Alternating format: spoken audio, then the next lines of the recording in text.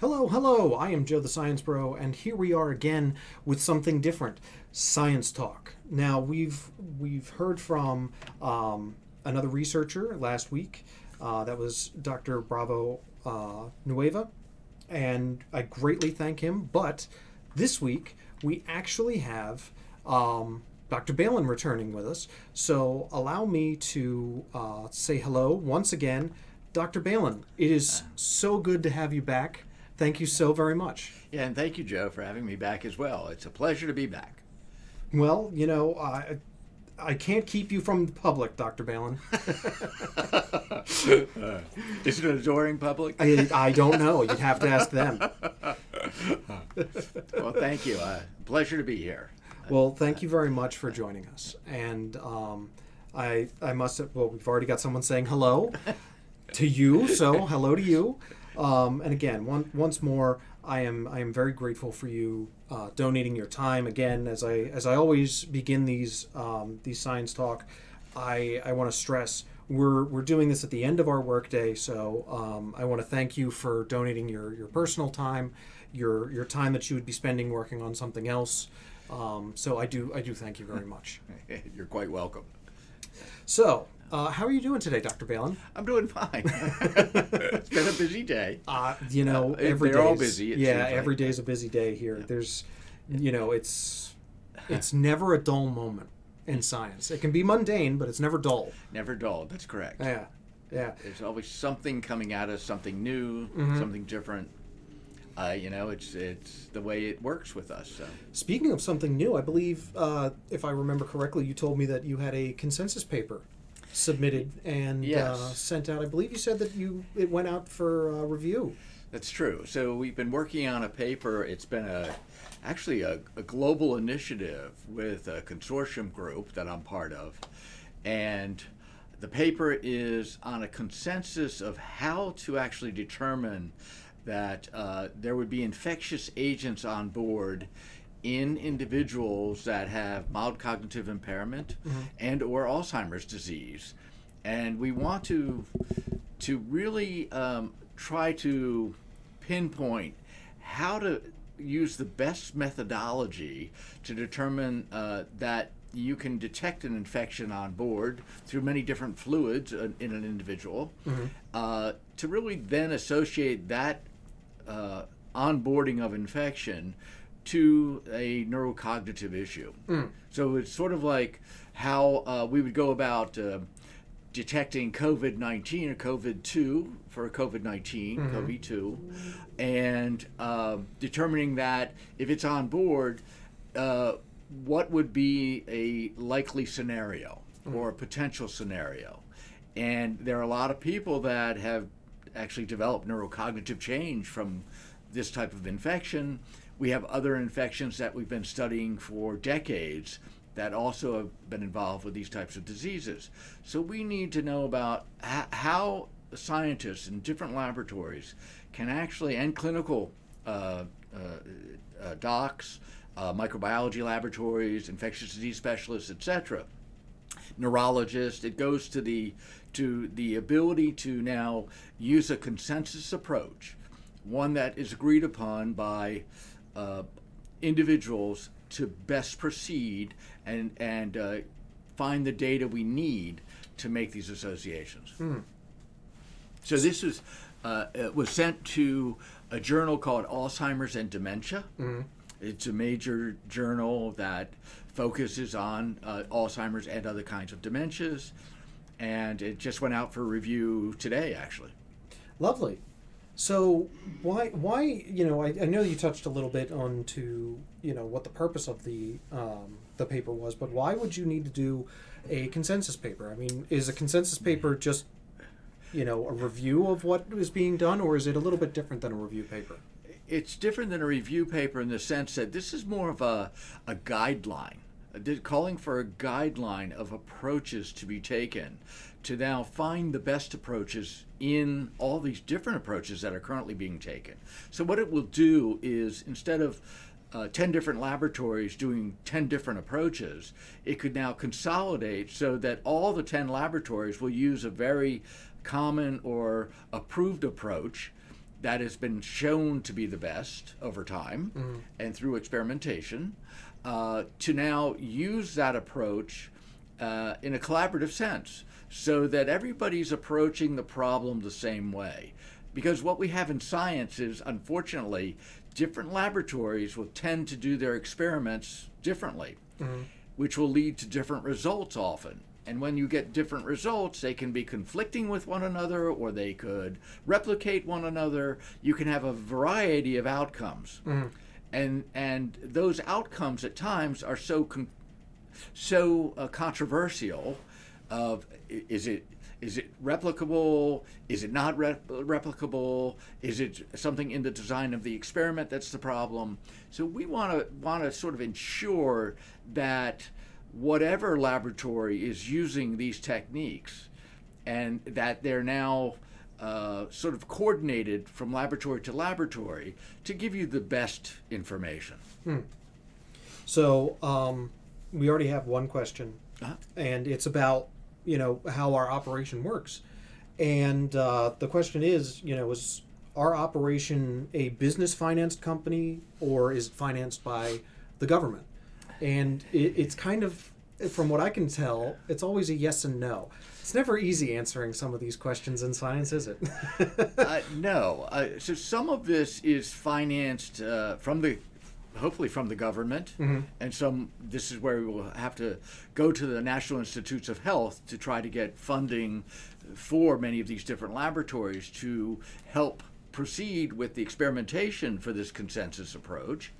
But we also have at times philanthropy. So money's being put in by interested parties that want to be able to help find the answer here, and the best answer we can come up with, so that we can start making a difference for the population, obviously. That's the whole key for us, is and so money's coming in from many different sources: private monies, foundation monies, government monies, etc. And what we'll do is we'll try to get those monies in this worldwide approach. So it's not just from one government or one country or one philanthropist. We want to do this so that we can now have an aggregate, so that all these monies coming in will be now divvied out so that the different collaborators can do their science the proper way and come to this consensus overall. So it's a bit of both, but it's also neither sometimes. Correct. Correct. Yeah. Again, it's one of those questions that's just not easily answered. Yes, because if you're independently wealthy, or there's an independently wealthy individual that has the interest of funding work like this, they could put in money and say, okay, I want these 5 laboratories or 10 laboratories to do this work the best way they have decided upon based on this consensus. And I will fund it to try to get the best answer. Why would somebody do that? Could be the question. And it comes down to, usually, is that an individual has an interest based on the disease entity we're talking about. In this case, we're talking about Alzheimer's disease, dementias, neurocognitive problems. And there are many people interested in this because as we're aging, we run the risk that anyone could develop these types of changes. Since we've found and have identified that infectious agents can be in this equation, now there's greater excitement as to now having inciting agents being identified that actually could be causative for the problem. This really has never been accepted, that you have these causative agents in these types of diseases. So we're opening the door wide now to evaluate how could these infectious agents actually cause Alzheimer's disease or Lewy body disease or Parkinson's disease, ALS, schizophrenia, obsessive compulsive disorder. It goes on and on. Because of all these diseases I've just mentioned, we don't know what causes them for the most part.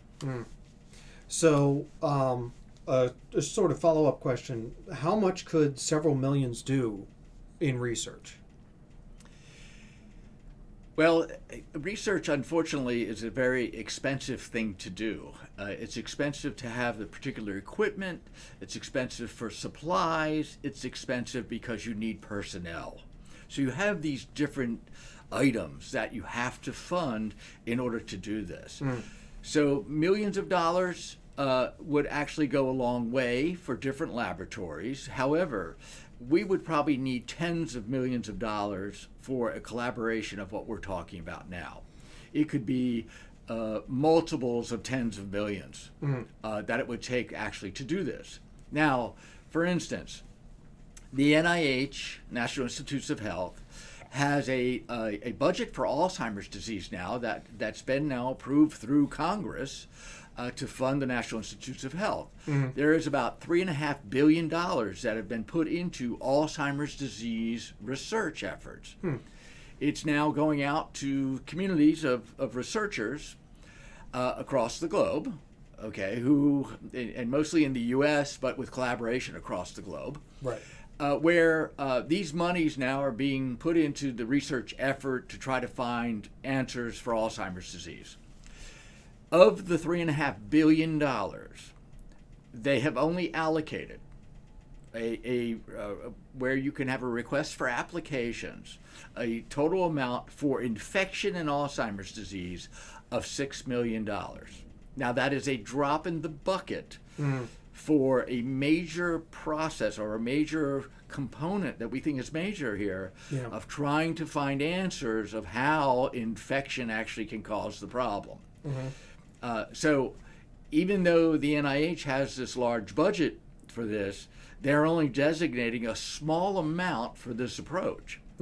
And many of us are arguing about that they need to put more money behind that.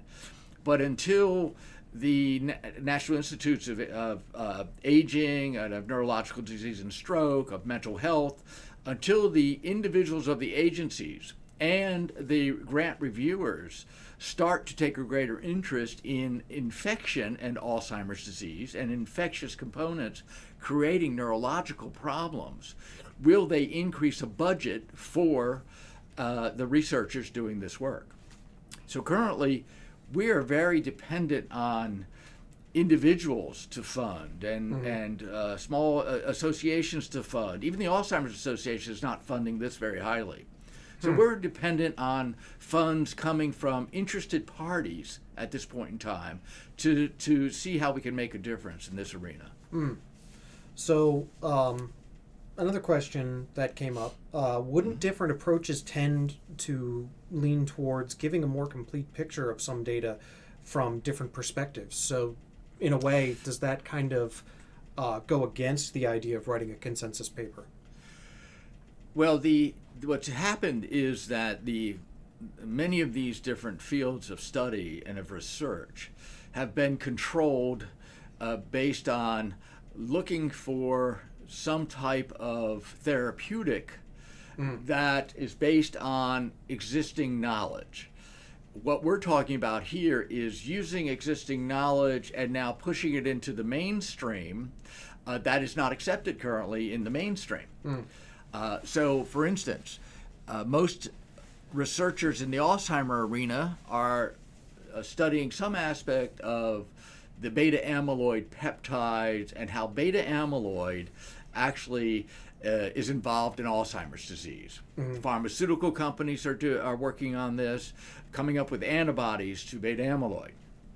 Recently, they've approved a drug called lecanemab, which is Leqembi, which is an anti-amyloid antibody to give to Alzheimer individuals. Well, it's very limited of how this actually works, number one, and it has very limited efficacy in the population because based on the clinical trials, they demonstrated there was a 27% slowing of cognitive decline in the clinical trial people that they gave this drug to. We're not even sure, many of us are not even sure what that really means long term. This trial lasted for 18 months. They said this decrease, slowing of cognitive decline lasted for that amount of time, but it's not a curative. The other thing is there are adverse events that can happen in the population when you give them this drug. Brain swelling, bleeding, etc. has been noted. This is a problem. So, unfortunately, the field has centered around the pathology in the disease and thinking that the pathology is the important part of the disease. Many of us believe that the pathology is the endpoint of disease and that we need to find what are the triggers for the disease. That's why these findings we've had for years about infectious components are looked upon as being triggers or causative agents for the disease. That's what we have to have highlighted. That's what we have to go after to make a difference. So, wouldn't it be somewhat useful to keep discussions amongst the heads of research of all branches that research different aspects of the same problem / sickness several times a year, maybe even monthly? Yes, in many ways, there's communication about what the research is, and most of that communication is coming through publications, actually, and at times on grant review panels, etc. The issues of monthly communications amongst all the aspects of this field is very difficult because there are ingrained laboratories and scientists that do not want to think outside the box. They're thinking within the box of the pathology, amyloid pathology, tau pathology. Some are thinking of neuroinflammation. But all of it, those people thinking of it, many of them are not thinking of what are your agents that actually can drive those processes or those outcomes.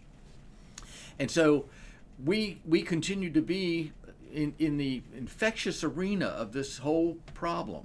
We continue to be on the periphery of the mainstream of Alzheimer's research. And yet we have very prominent individuals. Many of us have been doing Alzheimer's research for 30 years or longer, and published in this arena, have gotten grants along the way, have presented information at major meetings, etc. And yet it's still not accepted that we have these components.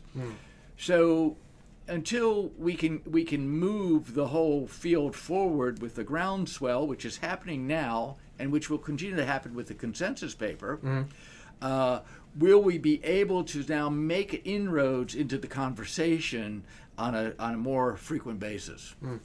So, in a way, a consensus paper is kind of it seems like it's a nice way to almost say, as a group, let's, take a look at the body of work that has been done and, see what has really worked and what hasn't worked. Yes. In a way, it almost seems like you're saying, listen, we've been banging our head trying to force this for so long and it doesn't work, but we've also been looking at a completely different way, and maybe it's time to explore that option. Exactly. Okay. And so this basically would be put into the category of paradigm shifting. And we all know how long it takes to shift a paradigm in any particular field. It is new. In some ways, it's considered new thinking. For many of us, it's old thinking because we've been thinking this for many, many decades. And it comes down to that by continually pushing forward with the research that we have, publishing the research, coming out with consensus, collaborating with others that are also thinking the way we think. This is how groups get together and can push the ideas and data and information forward so that people will start to take notice. Now, it's interesting because I think more of the public has taken notice, maybe because of the COVID issue than ever before, than many of the researchers, many of the clinicians who are now sort of, they're steeped in standard of care. They're steeped in whatever they've been doing, and now they're continuing to do, thinking that will make a difference. Because we've been now studying Alzheimer's disease really seriously for at least 40, 45 years at this point in time, through research and all these different efforts. We haven't really been able to identify or accept that we've identified the agents that are really causing the problem. And this has to change. This is where we are now in time and effort and in the paradigm. We have to push the paradigm forward. And there is plenty of evidence, current evidence, and ongoing accumulations of evidence that infectious agents that we are now identifying and continue to identify are actually creating brain change, okay, neurocognitive change and dementia. We know that the existing agents such as syphilis, treponema pallidum, HIV, measles, the JC virus, the John Cunningham virus, polio virus, all of those in the nervous system can lead to dementias and can reside in our brains and can lead to dementing illnesses. Now, if we know that of these other organisms, why is it that it's hard to convince the research world that now we're mentioning other organisms like Borrelia burgdorferi, the agent of Lyme, or the Chlamydia pneumoniae organism, the one that I studied. It causes respiratory issues typically, but that it's also involved with Alzheimer's disease and atherosclerosis. The herpes simplex virus. Why is it so hard to now conceive of that these agents could also act in the nervous system to lead to dementias and neurocognitive decline? Well, in a way, it almost seems as though, especially when I was in college, we were always talking about things as they were one causative agent, one effect. There was only one effect to each cause, and there was only one cause to each effect. So it seems as though we're kind of reframing the way that we're looking at things. I remember when I was an undergrad and even when I was in high school, hormones were just, this hormone does this, this hormone does this. And now we're talking about, for an example, we're talking about, take the sex hormones, for example, estrogen and testosterone, and you find out that they're, number one, they're both from the same originating protein. And number two, you need a balance of both in both sexes in order to have, proper development, proper balance of mood, proper homeostasis. So it seems as though we as a scientific community and also the medical science community is starting to kind of reframe in a way its way of looking at how things work. And I guess in terms of both their mode of action, their mode of infection, and the effects that they cause. Yes, and a great analogy that I think is a great analogy for what we use commonly here to help express what we're talking about with brain change, with infection, and Alzheimer's disease. Many of us believe that Alzheimer's disease is more of a syndrome, so that there are many different categories falling under this syndrome or umbrella of Alzheimer's disease. Well, the analogy here is pneumonia. Well, a person could get pneumonia, be diagnosed with pneumonia, but it could be viral pneumonia, it could be bacterial pneumonia, it could be fungal pneumonia, it could be aspiration pneumonia. It's all pneumonia, but it has many different causes, and many of those are infectious. So we're looking at Alzheimer's disease, a syndrome of Alzheimer's disease, in a very similar way. And I think that's a more accurate way of looking at the problem and really focusing in on what are the real elements here that we need to start detecting, identifying, and start to do something about. Interesting. A lot of really good questions coming through in the chat. So this one is kind of a two-part. So from what one of our audience has heard, the sciences and the way that we do research, we kind of become these individual pods almost. So he's suggesting, would it be useful to assign almost a democratic system in branches of different scientific research to people with open minds to discuss these types of different researches amongst the branches? So in a way, the clinician to the biochemist to the physicist to the simulation biologist. It would definitely be helpful to do that and to bridge the silos that we have a tendency to now just sort of aggregate it. We've created a network of islands, you know. It is, and we need now this archipelago where we now have an interaction with these islands, so that we're actually now sharing information.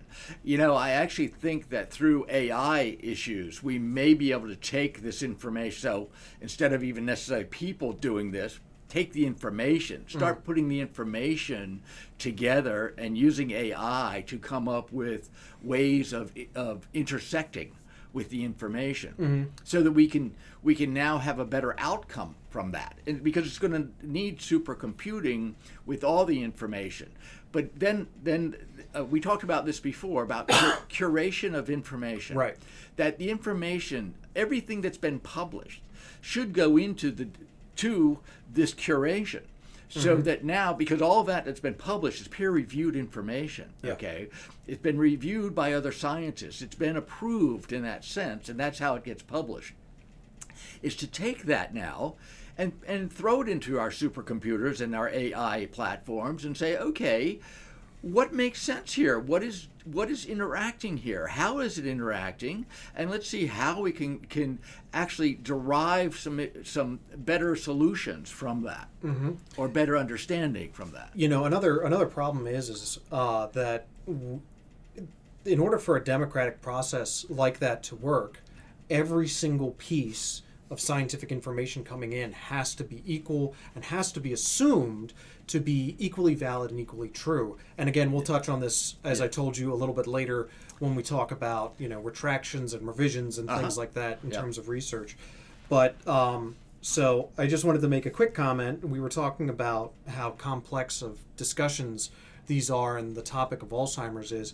And one of our audience said that he's guessing that these kinds of discussions are not really easy to have, and they're extremely complex to pack into almost a 2-day or a 3-day conference, especially since, you know, at these conferences there's generally hundreds of people talking about these things. Yes, it is very difficult, and you'll find that there are individuals that should be in the conversation that either don't want to be in the conversation because they either have a fixed idea in their mind that this is not something they want or need to talk about. And then there are other individuals that aren't even invited into the conversation. And this is where, when you have groups like I'm part of, this consortium of people looking at infectious agents in Alzheimer's disease, even asked to be part of the conversation. See, that's how the scientific community works at times. You need to find people that can organize those meetings and make sure that you have the representatives from many of these different arenas together. And to get them together, again, it is very difficult, and it would take days probably just to talk about these issues and to come to some kind of understanding of how do they fit within the whole picture and the whole puzzle that we're trying to figure out here. So getting on the topic of the AI, and, you know, again, this might be something that I can speak to because I'm in the bioinformatic and programming world, but the question is it justice to fear AI, or are us humans scared that they will be power hungry like us? And, you know, another thing is I believe what he's clarifying here is that, is AI an actual threat or more of a fear that they will end up like humans? Now, obviously in terms of science fiction, AI is one of several things. It's either a MacGuffin, meaning it's a plot device that just simply moves the plot forward and does nothing more. 2, it's an antagonist. Or 3, it is a helpful side character that assists. Now, in terms of AI, it depends on how you train it.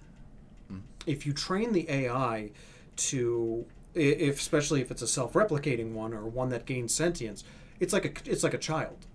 You know, it's a child that operates almost solely by logic. So you have to teach that entity emotion, or you have to teach it ethics and morals from a strictly logical sense without involving an emotional response. So that's my take on it. But what's your take on the? My take at this point is that it could be a helpful entity for us to take information, the multitude of information that comes out on a daily basis, and be able to use it efficiently. I think the great fear is that what AI is doing is now being translated as if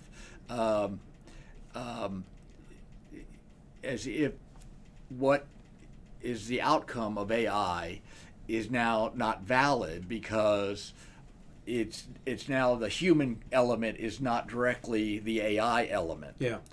But I think there needs to be a bridge between the two so that it's recognized that humans led to the AI and that bridge is maintained. And it's not like AI is supplanting the human connection. Right.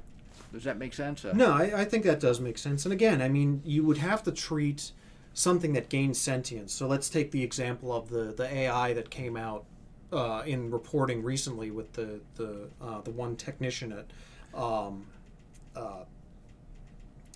Google who was fired. He was saying that this AI had gained sentience. Well, when I was reading the chat log, what I was seeing more was emotion in the chat from the supposed AI. I wasn't seeing what would be the response of an AI, which is very logical, very why this. Yeah. Because you have to think in terms of what a computer is. A computer is looking at things in absolutes, binary. That's how it works. So you would have to teach a logical entity to deal with shades of gray that is not meant to deal with shades of gray. So when we talk about statistics, we talk about confidence intervals, which is it's a way of saying it can be anywhere between this line and this line. Well, a computer kind of has a hard time rationalizing that because it looks at it as an absolute. Well, you're telling me it can be this or this. Well, no, it can be this, or anything in between. Yes, there's a mathematical principle of that. But that's difficult for the computer to kind of wrap its head around because it's looking for that absolute answer. But if it did gain sentience, it's like a child. You have to teach it. If you just treat it like we see in movies and TV and books, where it's treated almost as a slave, a second-class citizen, you're going to get the response that you see there, because that's how a mind that develops in that, to use a phrase, organically, would react. What's interesting here is I'm a little conflicted with AI having a sentience to it, and I say this way is that the problem we have as humans is that we have emotionality in what we do. Yeah, and that emotionality is driving forward with outcomes, even in research, even as scientists, that are biasing the issues. Okay, so that if we can take the emotion out, if we only had the logic in, and we could now balance the logic and say, okay, all the information has equal footing without any emotion in it, I think we could actually find better answers to the problem. Because I think they may already exist, but unless you can now balance that. So it's like saying, okay, somebody not believing what I'm doing, but somebody believing what somebody else is doing. Yeah. And now they've kept it unequal, okay? And yet, through time and through effort and through experience, we know that how they've unbalanced the equation. That belief system over here to my right versus to my left actually has not led to the solutions. So it now goes backwards and it comes around full circle to, well, wait a minute, maybe the solutions aren't there because they haven't included the other part of the equation or the other part of the balance and used it as an equal footing. So in many ways, we as scientists try to stay as unbiased as possible. However, it is human nature for the emotion to come in, and there are belief systems that are derived from the emotion, not from the analytical part of what is what are the data that, and what is that telling us? So the next question, it's more of, I guess it's more of a clarification question, but so would it be wise to first explain to an AI its function? Because emotional creatures without something to live for or something to give them a goal to exist often get depressed, or why they find their or will they find their purpose. But I remember, and correct me if I'm wrong, I remember there was a neurosurgeon who was taking a probe into a person's brain while they were still awake, and he was, I don't want to say he was just jamming the electrode into there to try and elicit a response, but he got him, I believe he got him to physically smile, he got him to physically frown, I believe he stimulated tears, but he couldn't make him feel emotion. And now, obviously, because we know a little bit more about the chemical cascade of the brain, we understand that emotions are related to several different things, and it's not just a single neuronal switch that goes off. Right. The thing is that's different about a electronic brain versus the physical brain is it's kind of like you're taking that probe and you're just jamming it in there in a way, at least from the way that I was always taught. So you're not getting that chemical mediator to kind of elicit certain emotions. But even then, I don't think that there's really much in the way of understanding the chemical relation to emotion and its display. I know we're getting really deep probably into something that is not your territory. But I will say we do have Dr. Kandorsky coming on I believe in March, and she's a behavioral psychologist, and she might be able to elucidate some of that. Yeah, probably better than I could at this point in time. But I would say that if we had AI and we could now teach that, okay, we want AI to, in this realm, be really sorting out in a logical fashion disinformation, but also have the ability to have emotion if that is also elicited. Yeah. So that the capability is there, but the separation is more distinct in AI than it would be for us as humans. Yeah. Where we can't really separate. Right. At any point in time, no matter how much we think we're being logical and rational, it's still based on us as individuals, and there's an emotional component to that. Yeah. One of the things that always, and another member of our audience says, as they're a parent of small children, it's astounding that we adults take so many things for granted because they just not have learned it yet or haven't experienced it yet. And he's saying that it would probably take AI much longer. One of the things that always gets me in popular culture and in fiction, especially science fiction, is whenever you have an AI go rogue, they're always looking at just the negative aspect of, let's say, take like a war. They're not showing the people arguing on the opposite side of that. They're just showing, the negative aspect of war. They're not showing the people arguing for peace or arguing for anything like that. And I agree with Eru Warrior, who said that, it probably will take AI much longer because they will have to learn that there's two sides to each thing, and they're both equal and both equally wrong. Yes, in some ways.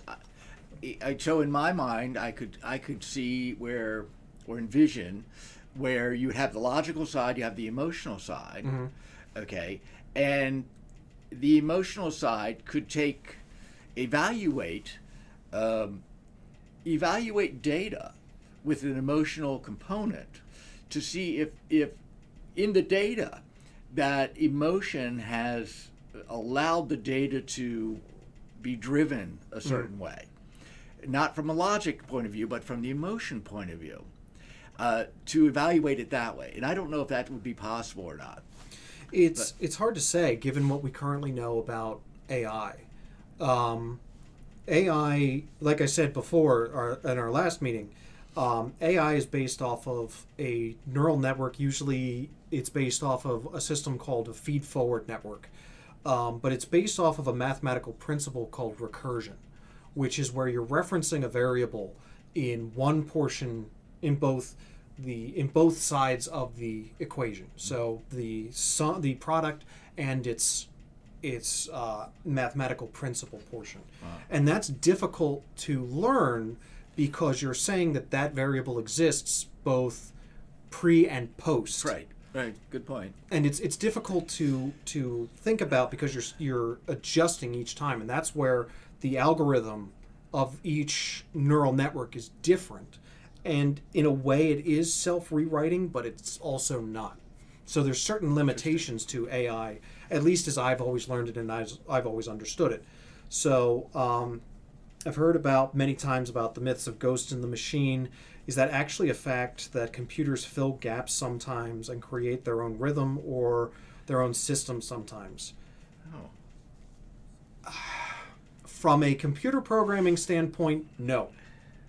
The computer will always return the result of what you give it to do.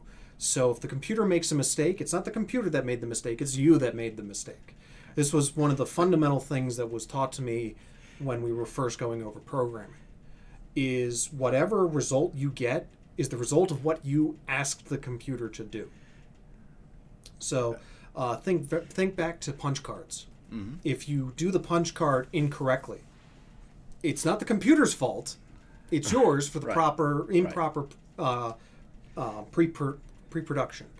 Or if you're doing a math equation, if you get the wrong answer, it's not the equation's fault. It's yours. Can a computer have a predictability so that if you don't have a complete code, it can fill in the missing pieces of the code based on what it already knows for a program? Yes and no. So it depends on, so programmers will utilize one of two things. They will utilize either something called a text editor, or they will utilize a coding suite. So you may have heard of, Microsoft OneCode, I believe it's what it's called. I think it's now called Microsoft Unity or Union or something like that. And what that was a way to do coding while it also predicting potential problems. Well, here's the only issue with that is that it's finding all of the potential problems as you're writing it. It's not thinking of it as a fully compiled program. So that kind of does become an issue. It's basically unintentional consequences in code interacting with each other. Yes, in unforeseen ways, exactly. So again, it's like let's say you and I are crunching or analyzing the same exact data. We're both utilizing the mathematical methodology that we were taught. Mm-hmm. You may have been taught a different level of confidence in certain levels of statistics, but I was taught something different. So you and I could get slight variation, even though we did the same exact thing. Is one of us wrong or is one of us more right? Not necessarily, but if one of us gets a drastically different answer, one of us did something wrong. So in a way, yes. But also in a way, no. And also, at the same time, neither. Well, it's interesting you put it that way, because as you're talking about it that way, I'm thinking, okay, that's in science. We have replicability. Yes. Sometimes something can't be replicated. And you have to evaluate, how is the science done? Is somebody wrong? Is somebody right? Are they both the same? That is a fantastic segue, Dr. Balin. So I did want to touch on one question before we jump into that, because it was asked, and you mentioned that this research has been going on for about 45 years. And wouldn't that necessarily cover many people's lifespans? Has there ever been a drive to study someone who may have, let's say, parents who had Alzheimer's? Would it be possible to follow them through their lives, or is it better to work in an animal model that has a shorter lifespan and could potentially develop Alzheimer's in a shorter amount of time?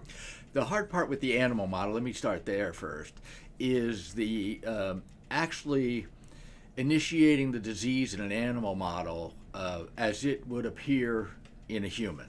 Even with transgenic animals, where you're putting in human transgenes into an animal, and you could express the same pathology that you would find in a human, because there are many variables in the animal there it's hard to translate backwards to the human. And then in the humans, yes, people have been followed. So with familial Alzheimer's disease, for instance, where you have genetic mutations in familial Alzheimer's disease, and let me clarify what familial Alzheimer's disease is. That is, it accounts for about 2.5 to 3% of all individuals that get Alzheimer's disease, what we define Alzheimer's disease as in this day and age. Now, statistically, 2.5 to 3%. We're talking about of about 50 million people currently that have been diagnosed with Alzheimer's disease. So 2.5 to 3% have this mutation or mutations that are actually driving forward. So what's the over-under on that, in terms of false positives and false negatives in terms of diagnosis? Well, you can actually do a genetic analysis of those individuals and find that there are genes called presenilin genes and also the amyloid precursor protein gene that actually have mutations in the genes leading to now mutated proteins. And now the evidence becomes that with that, you become now autosomal dominant with the penetrance of the disease, so that these individuals will all go on to develop Alzheimer's disease, usually beginning within the at times their early 30s into their probably mid to late 40s, sometimes early 50s. It can vary a little bit depending on the level of mutations that are found. That's familial disease. With what we're talking about here is more sporadic or late onset disease, which aging is the biggest component, where we now have other initiators of the problem where you don't have genetic mutations. Now, every disease has genetic risks of how our profiles are with normal genes and how they may give us risk as well. And with Alzheimer's disease, one of those risks is actually the apolipoprotein E epsilon 4.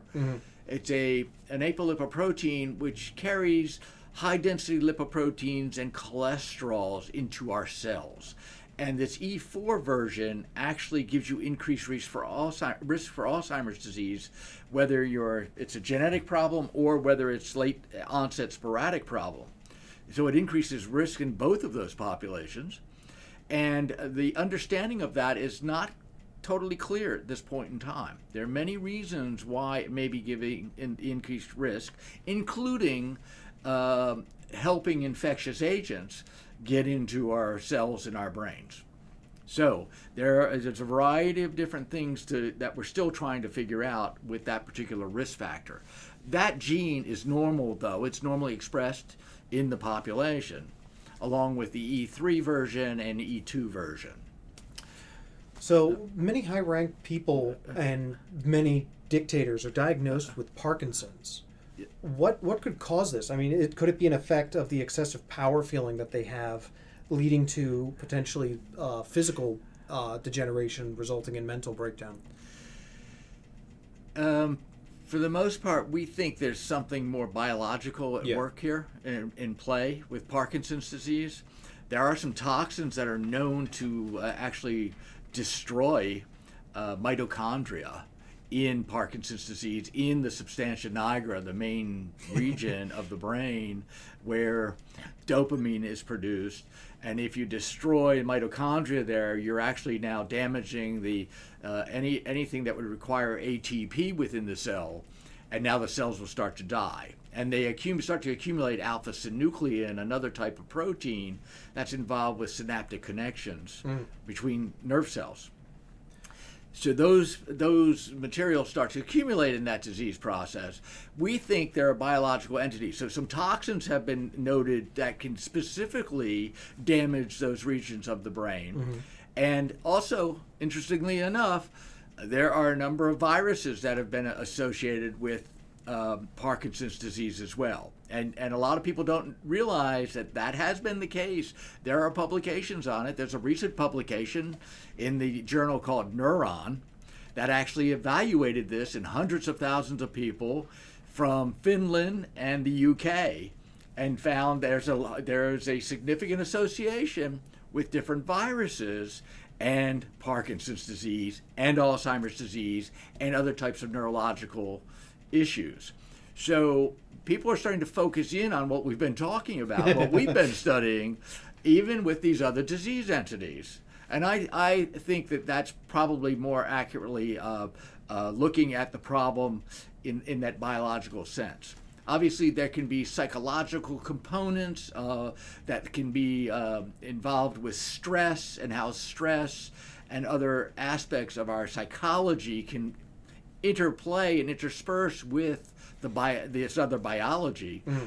But I wouldn't focus on the power situation or that mental activity as being the primary problem with Parkinson's. It's funny that you mentioned substantia nigra. Every single time I hear the substantia nigra, it always makes me, reflect on the fact that we as scientists, granted these days we're not as colorful with our ways of naming, but over the years we've been both very interesting in the way that we name structures, but also odd in the way that we name structures. For those of you that don't know, the substantia nigra literally just means the black stuff, because in the way that they were using to stain the tissue, it just came up as black, and they had no name for it, but it always kept showing up no matter what they did, so they just went, well, that's the black stuff. And there's a reason for that black stuff, and it's neuromelanin. There you go. Neuromelanin is produced in those particular cells, so it gives you that black substance. That's correct. There's another region in the brain called the locus ceruleus, where it actually gives you like a blue type of coloration in that region of the brain, brainstem region. It's also involved by the way the locus ceruleus. It's in the brainstem, and in the substantia nigra, it's more in the midbrain. That is another component that shows up in a lot of neurological problems. Alzheimer's disease, the locus ceruleus, actually shows up with a lot of neurofibrillary tangles early on in the disease process. So these are different areas of the brain that show different levels of pathology. Well, don't forget about the olive. The olive is also a structure in the brain. It's true. I think there's also a protein that was named Sonic the Hedgehog, and I believe there's actually a sponge that's named SpongeBob SquarePants. That's correct. Yeah. Again, we're very creative people, but sometimes we are just weird. So, yes. Another question. So, I've always thought about humans to have a self-destructive sequence mentally, but also physically for amounts of, how do I phrase this, for the mental excessive feelings mixed with the physical maximum humans have. I guess we're kind of going back to something that we had described at one point, which was, in a way, the sensitization that the brain develops due to specific stimuli that we experience in life. That's a good point. We did talk about that a little bit. Yeah, briefly. Some of that is of how our cells are functioning, what pathways are being activated, and what neurotransmitters are actually being made, secreted, how they're influencing the nearby cells. For instance, with serotonin and dopamine and acetylcholine, these all have different activities on nearby cells, and different cells in the brain make these types of neurotransmitters. And in essence, they can be excitatory neurotransmitters, they can be inhibitory, they could have dual function, actually. And it depends on how the brain actually becomes activated, the different senses, all this input coming into the brain, and then how the cells now are interacting, communicating with one another, and again, it's what pathways are really now being really actually turned on or turned off to allow for the differential ways of thinking and acting, obviously. So I know that we had called the segue probably a good 15 minutes ago, but now I finally want to get into it. So tell me about replication and what happens, let's say, when another researcher contacts you and says, hey, I haven't been able to repeat your work. What happens? Do you try and repeat it yourself just to verify that it does work? What happens when you can't repeat the process after you've published something? So what we do is we do experiments multiple times so that you are validating what you're finding.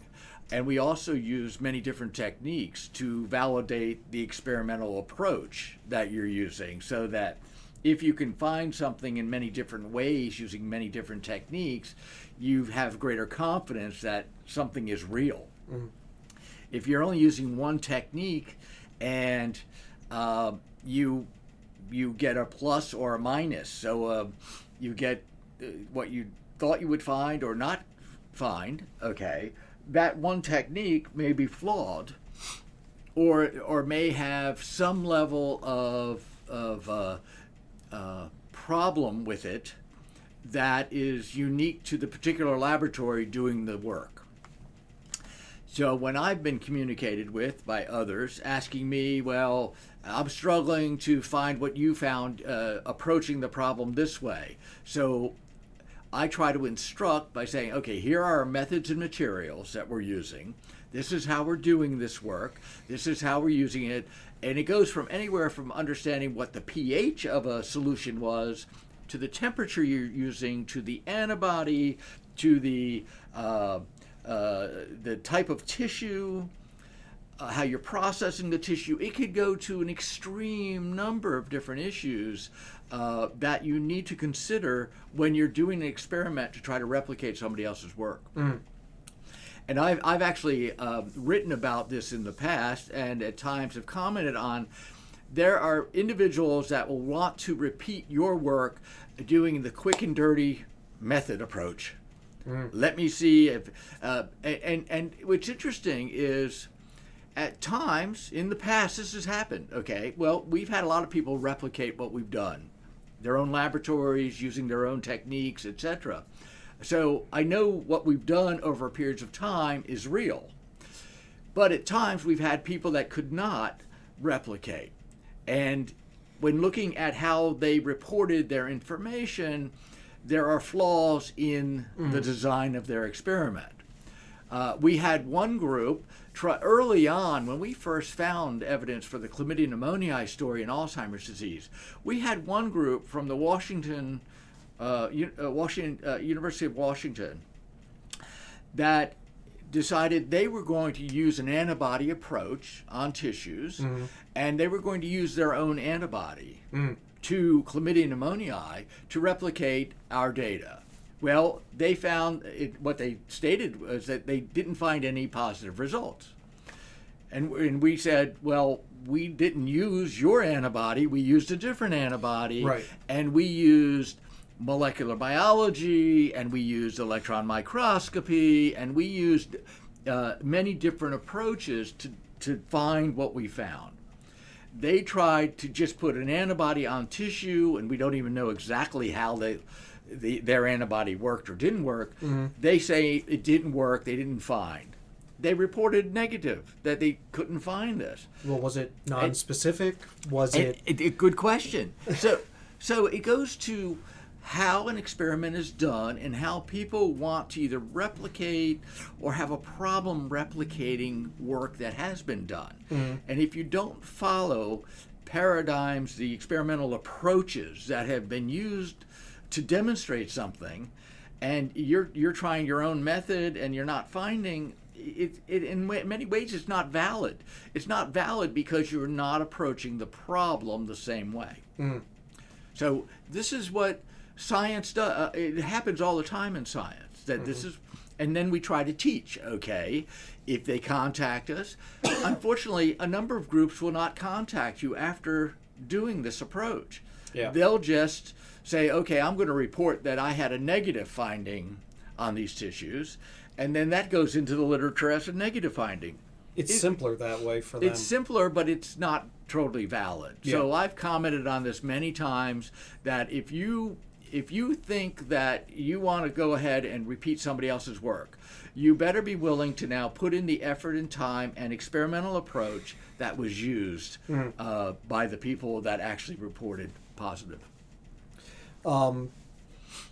Similarly, going back to what we were discussing, I just want to touch on this very briefly because it's a very interesting topic that was brought up, which is, can emotions cause physical damage to the human body, not just the brain, but the human body? And I want to highlight one very specific instance of this, which I always find very, very interesting, at least for me, and that's broken heart syndrome. It is a cardiomyopathy, or it's, and I'm going to butcher this. I had to look it up. But I'm still going to butcher it. Takotsubo syndrome. Got it. Which actually is a structural change in the heart that causes an arrhythmia and then leads to a heart attack. You have a heart attack. So, in a way, one of our audience members, Casper, was saying, can it be like a 20-volt wire that has 36,000 volts going through it and it just melts completely? Well, yeah. Yes. Yes. That's a good analogy, actually. And it comes down to that because all of our organs are innervated. Mm-hmm. There are nerves going to all of them. The nerves are coming from someplace. They're coming from our central nervous system originally and going everywhere. And at times of stress, of distraughtness, of emotionality, there are signals being sent everywhere in the body. You will have potential cardiac issues. You can have breathing issues. You can have your adrenal glands are activated. Cortisol is being dumped into the circulation. A stress hormone. The stress hormone can now act on almost everywhere in the body to now initiate cellular change, and that's where the structural change can come in. You're literally potentially changing your metabolic rates, your overall metabolism.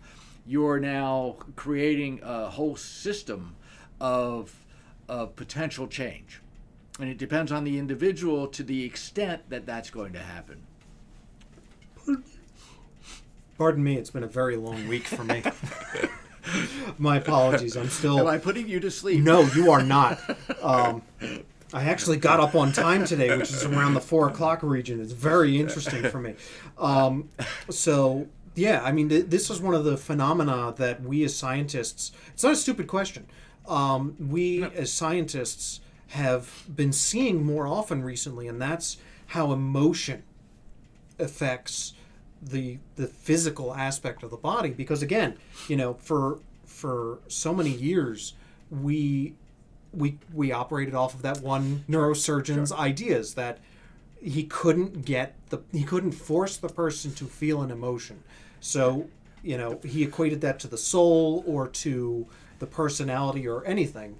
But, one of the biggest things that I've found very interesting is TBI used to be, maybe in the early 2000s, solely a physical trauma to the brain, but now it's also starting to umbrella almost into emotional damage. You're seeing people that quite literally don't have any mental disorder whatsoever. They're not showing any symptoms of any kind of proclivity for anything, and then suddenly they will have a significant traumatic event, whether it be the death of a partner, the death of a close family member, or the friend of a close friend, a close friend of theirs. And they will have a physical response to the emotional trauma that now induces some kind of mental health syndrome of some kind. And it's a phenomenon for us as scientists, because how do you say that, what was the cause? Correct. So as you were talking about that, Joe, so what I'm thinking about is the Super Bowl is going to be played this Sunday. Oh boy. Okay? Well, you can only imagine the emotions that those players are going to have right before the game. Yep. Okay? So butterflies in the stomach, the adrenaline is flowing. It's going to give you a change, right? It's all about emotion, though. It's going to now change their physicality, right? Mm-hmm. So they're going to be hyped up. They may run faster. They may hit harder. They may be able to perform better or worse based on emotion, based on how their brains are perceiving the event and how they're prepared for it or not. Yeah. And an outcome. What's the outcome? Well, it's translated usually through the physicality in a game like that, obviously. That's what I was thinking about. No, I think that's a great example. Another thing that was brought up by a warrior was, the I believe it's called the berserker echo, which is when you are in an emotional state, given a particular scenario, and then a similar scenario, but not exactly the same, happens, and you respond in the exact same fashion that you did in the potentially lethal one. He specifically said there are cases in history where police and soldiers are wounded in exactly the same, although supposedly non-lethal ways, but then, they'll kick into something almost completely outside of that scenario that they're presently in. Yeah. I believe it's referred to as berserker syndrome, but don't quote me on that. Yeah, I don't know, actually. Or it's berserker echo or something like that. Interesting. Again, there's another thing that we can talk about, which is now how we treat schizophrenia we're bringing back, electroshock therapy in a way to kind of do a hard reset on the brain, because Casper is saying could essentially reprogramming the brain force the human body to change its physical form or appearance or the internal framework. It's an interesting concept, and the reason why I brought up the schizophrenia is we're essentially restarting the brain to kind of go back to its non-dysfunctional symptomology. Sure. In some ways, that could happen if, for instance, so what just triggered my thought was restarting the brain, activating different areas of the brain. Well, one of the areas of the brain is pituitary gland. And if you overstimulate the pituitary gland, it can happen with tumors of pituitary, potentially through electrical connection and connectivity and shock. What if you produce more growth hormone? Okay, well, pituitary has such a group of hormones that can have such a tremendous influence on the body that it can lead to things like acromegaly. Yeah, I was about increase to say, in head like size acromegaly? and change in body form. Actually have such a significant effect that you're actually changing physical structure. So in theory, if you're now shocking the brain, would you have an effect there on the pituitary? Maybe, maybe not. But but there could be physical changes that would be an outcome, probably not immediate, but over a period of time. I can't remember if it was a case study or if it was a theory that one. I forget what it's referred to when it's neuronal cancer. But I believe he was saying that if a person, let's say later stage in life, had a tumor that was sitting right on top of the pituitary gland, that it would almost cause a somewhat second puberty in that person because it's forcing the secretion out from the pituitary gland. It's very interesting, these different little triggers. I mean, I said it once, I think it was in our second episode, that the human body just kind of walks on a knife's edge of balance. It's a very thin balance, and it doesn't take much to throw it out of whack. True. But also in a good way, that's because true. That's a signal that something's wrong, and it can be a signal of dysfunction. Yes. So it's like having the scales of justice balance. Yes. Versus one way or the other, right? Yep. You need to have the homeostatic balance to keep things in check. And that's why moderation is often the old wives' tale of, everything in moderation. Well, guess what? That's probably much more accurate to keep a healthy system than not. because it leads to a better leveling, a better balancing. We do have one question, and this is something that I've been kind of toying about in my head for a little while, and that's maybe a strange question from Casper, but could I maybe someday join a online meeting to talk about these kinds of things? And the answer to that is maybe. Because if we did this with every single person, unfortunately, Dr. Balin is not going to like me coming around his office very much that often because so many people will be coming around. So the answer is maybe currently. I want to make it so that we can facilitate potentially a goal that potentially we do have an audience of people showing up on a video call that they can ask you questions directly, or ask any of our guests directly. I would like to facilitate that at some point, but that would be very far down the line at this point. we're still treading unknown waters for us here. That falls along the placebo effect when it comes to the mental effect on health. Yes, the placebo effect, if I'm not mistaken, is still categorized as a phenomenon, is it not? I think so. It's not a true effect. So here we go with vocabulary and nomenclature and science again.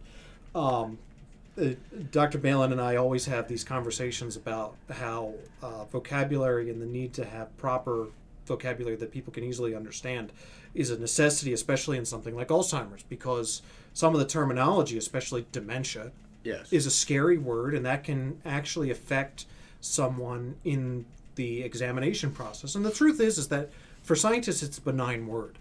There's almost, I don't want to say there's no meaning to it, but there's no connotation to it for us. There's no negative, there's no positive. It's just the thing. We were just talking about absolutes a little while ago. It's true. It's one of those terminologies that kind of exists in constant limbo with itself.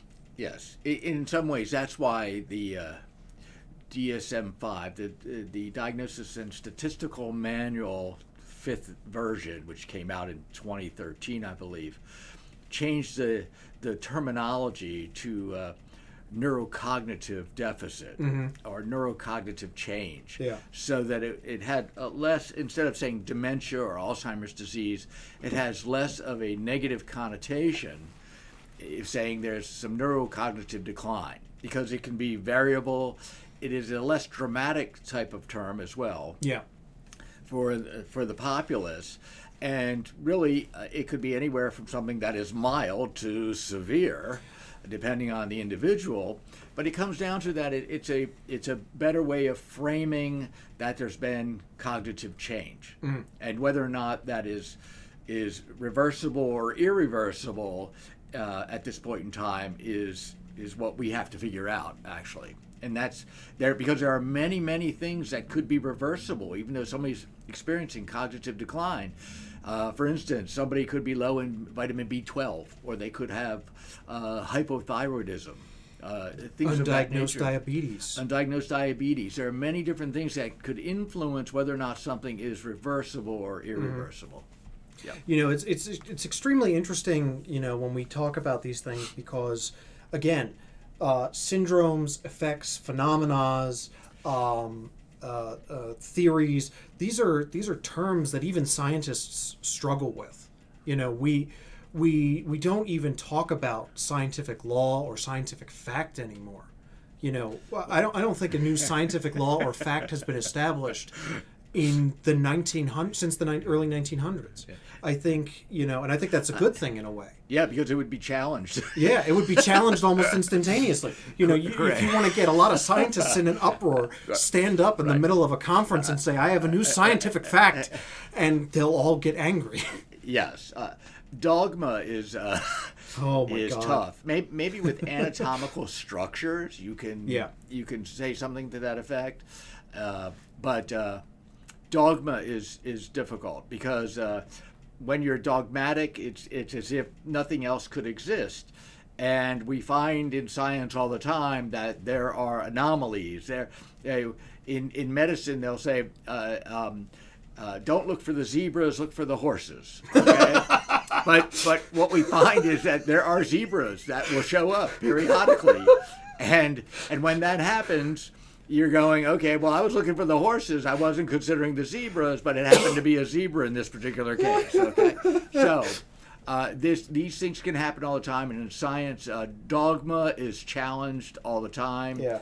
And we find that the central it dogma should be challenged. The central dogma of science: DNA goes to RNA, goes to protein. How many times has that been challenged? And Correct. now, I remember when that was, a single line, and then the next day my professor came in and it was a two-way line, and now I believe we have 2 cycles there, that we're actually showing that protein reverts back to RNA in a way, and RNA reverts back to DNA. Well, we know that because of cDNA. Yeah. But And we have microRNAs, yeah. and we have other elements involved, And you have the histones that are now the proteins that are binding to DNA to help it, either conform a certain way, change its structure a certain way, or to allow it to be expressed. I mean, we have all of these different types of ingredients. So we have 2 questions. One that is kind of answered on its own, but one is a very good joke that I love, which is, it's never lupus.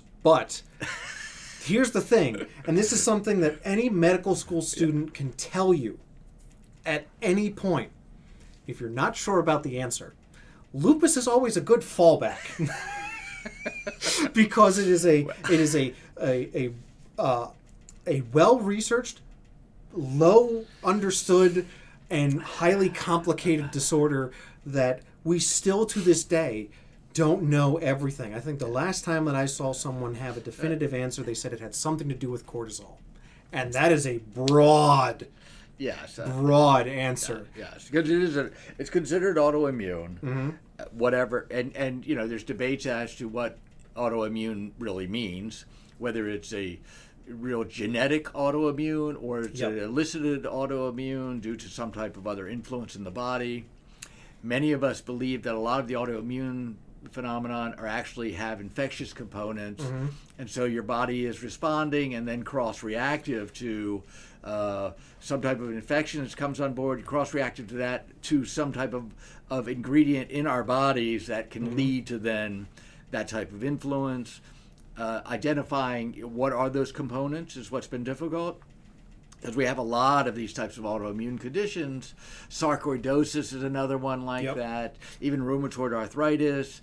And there's some hints at times that some infections could be on board that could do that, lead to some type of a cross-reactive process to our bodies. And in some ways that makes sense, because in biology, biological organisms, including bacteria, and sometimes viruses, fungi, parasites, there are some common elements made here, or some homologous types of proteins and lipids and carbohydrates that our cells also make. So in some ways we could imagine that if there was a reaction to one of these organisms, it could also cross to what our cells make, allowing our immune system it's sort of fooling our immune system to think that we are the invader, that we are the problem, and leading to the autoimmune type of process.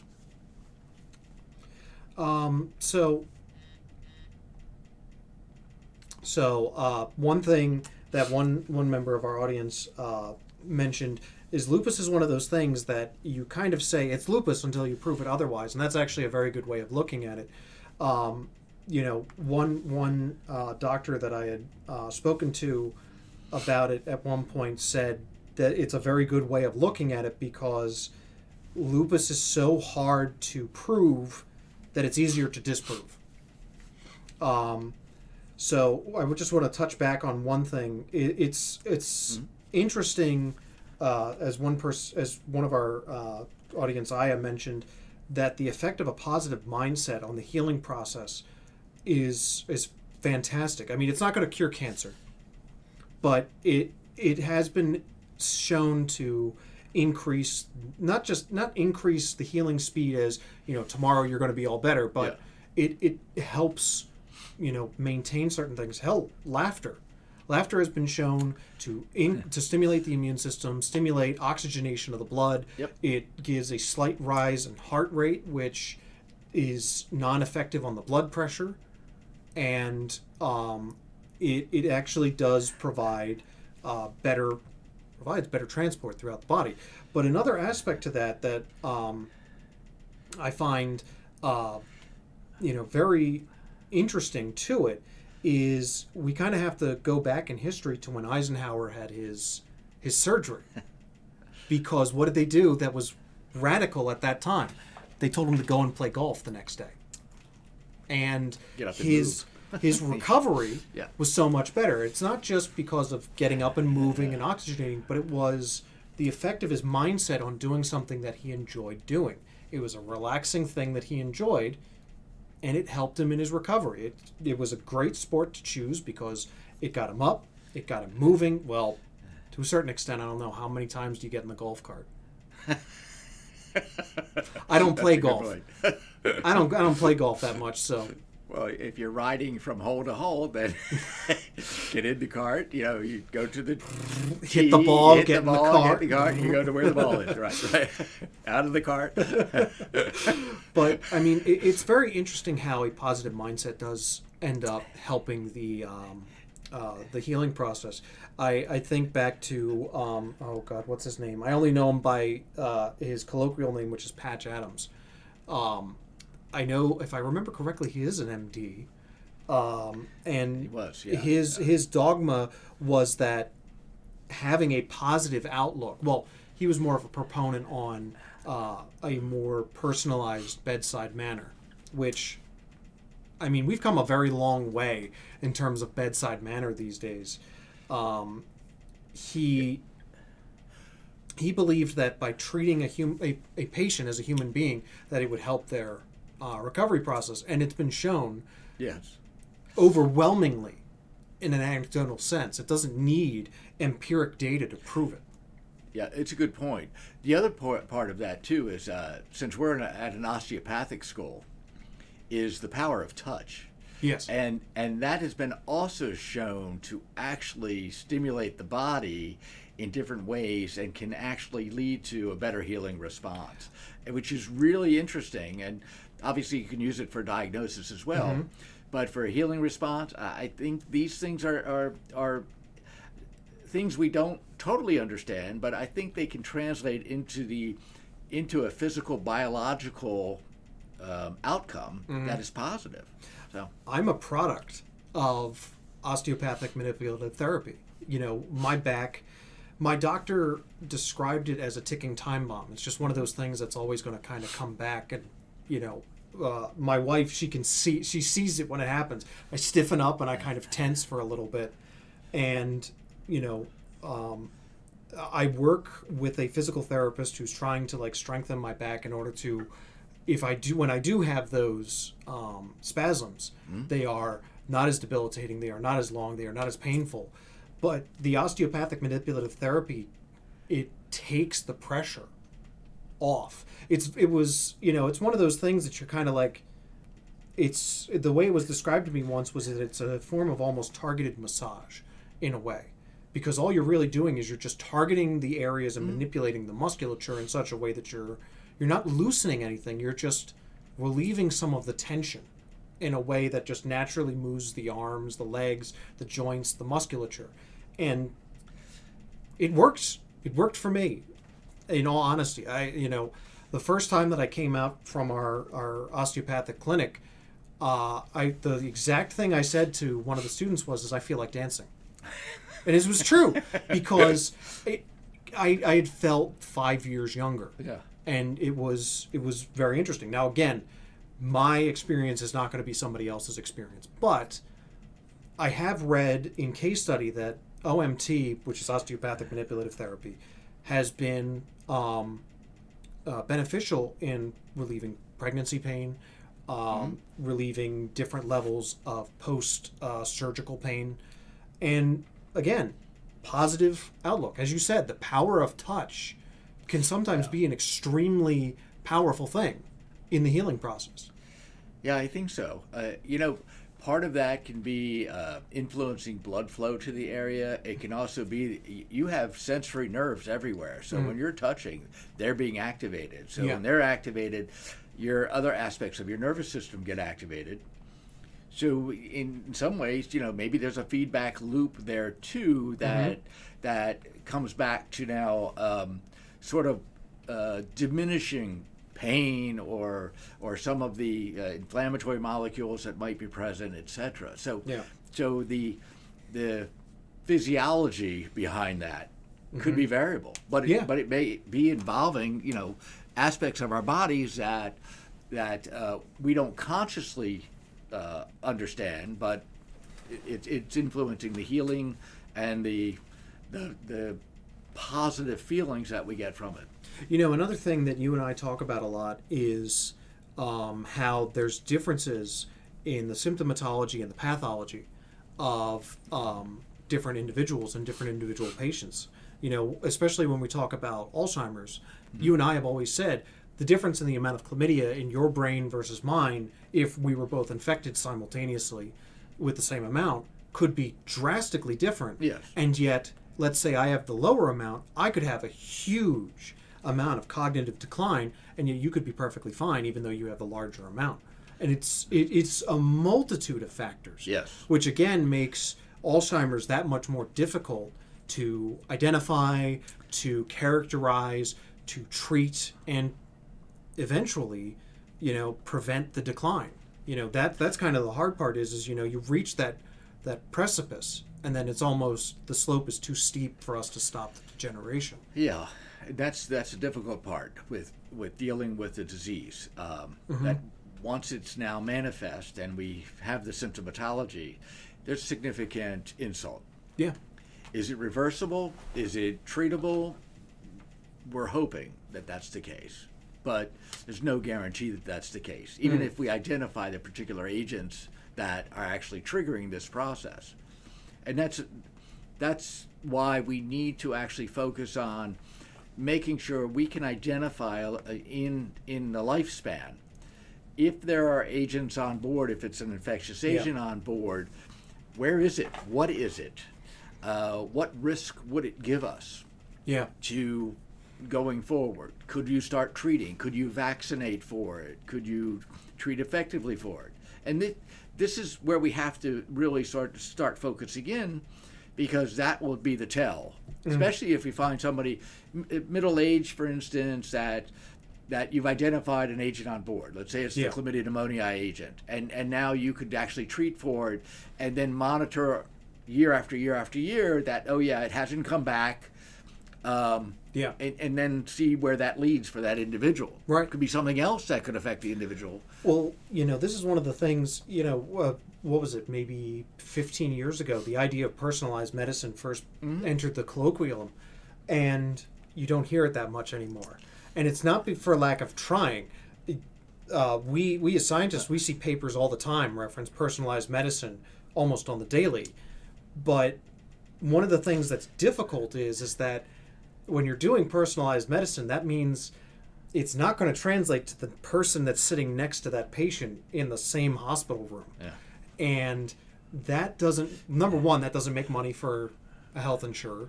It doesn't make money for a pharmaceutical industry. It doesn't make money for the hospital supply industry. But that's not generally the motivation. There's so many different factors that we still don't understand in the human body. Like we were saying about emotion. It's true. I envision one day, and this day is not in the near future, I don't think, that a human will be able to be evaluated by what is their genome, what is their microbiome, what is their metabolome. It's all omics, basically, of what are they. Okay, that's the personalized medicine part here, of identifying all the ingredients that make up that particular individual. Yeah. And then how that balances where they are either healthy or if they get disease, what has changed. Okay? And you can follow an individual year in and year out that way, using those parameters, but they have to be done up front. So I can envision, though, that day actually happening where you can now have this information to make predictions going forward with different changes. Currently, personalized medicine, the most obvious example to me is if someone has cancer and they have a tumor or they have leukemia, they take the cells and they now evaluate the cells for genetic changes. Yeah. And they look for gene mutations, and based on the gene mutations, there is either a specific therapeutic that has either been developed or could be developed, or they will be able to treat more specifically that individual based on those changes and expression of proteins, etc. For that individual's cancer. Yeah. That's the personalized approach. And in some ways, that's really good.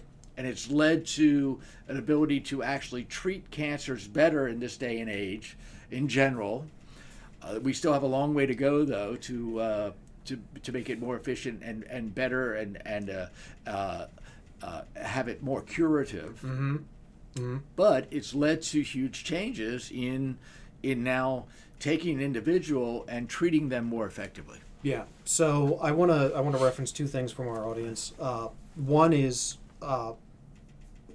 the non-professional opinion is that the number one factor in longevity is stress level. Well, you and I have had this discussion a number of times, and it's not just stress level. Look, cortisol and stress does have a factor to it, but as you and I have postulated a couple of times, it's also activity level. Yes. It's the movement of the patient, because I saw it with my wife's great grandmother. As soon as she stopped doing something due to an illness, it was a common illness. I think it was a cold. And as soon as she stopped gardening, her health started to decline. Interesting. Yeah. And, gardening, depending on how you do it, can actually move your body in very many ways. You can actually, have an elevated heart rate. It's a good low impact exercise, if you will. But also, stress, we've seen it. We've seen it in Dr. King's heart. Dr. King's heart was analyzed after his death, and it was theorized that he actually had the heart of a 60 or 70 or even an 80-year-old because of how much stress he was under at all times. And that makes sense because cortisol is an inflammatory, or it's an inflammasome, I believe is how we refer to it, and higher and higher levels of inflammation are just going to put more and more stress on your internal organs. So true. And that's an uncontrolled stress. Yeah. Stress can be good in like an acute fashion at times. So exercise. If you're exercising, if you're in a situation where you're uncomfortable and the stress of being there goes up, but it's not like you're staying in that situation long term.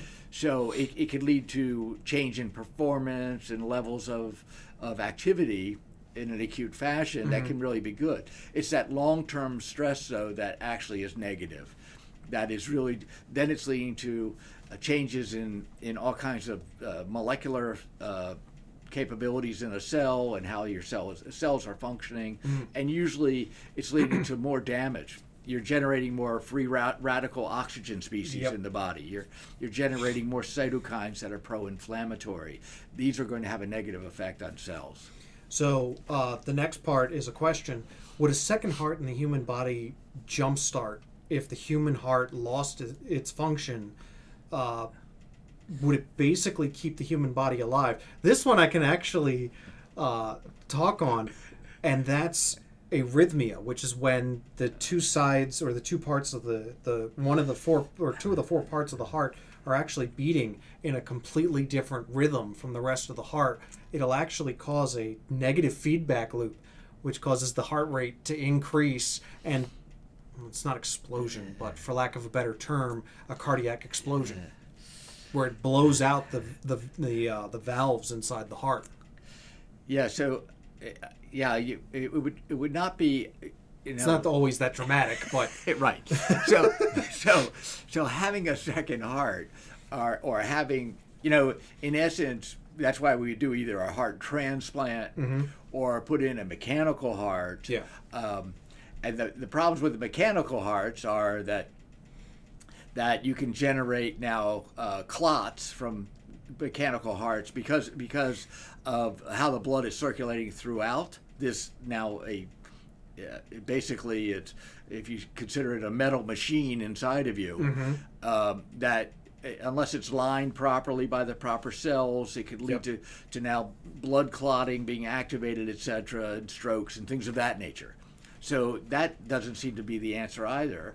What's interesting is, talking about hearts, is that that one Maryland man who was given basically a humanized pig heart. Yes. And he lived for a number of days, quite a few days afterwards, and then died. And they found out that the pig heart actually had a cytomegalovirus in it. And and they think the virus led to inflammation of the heart, so it stopped working in the person.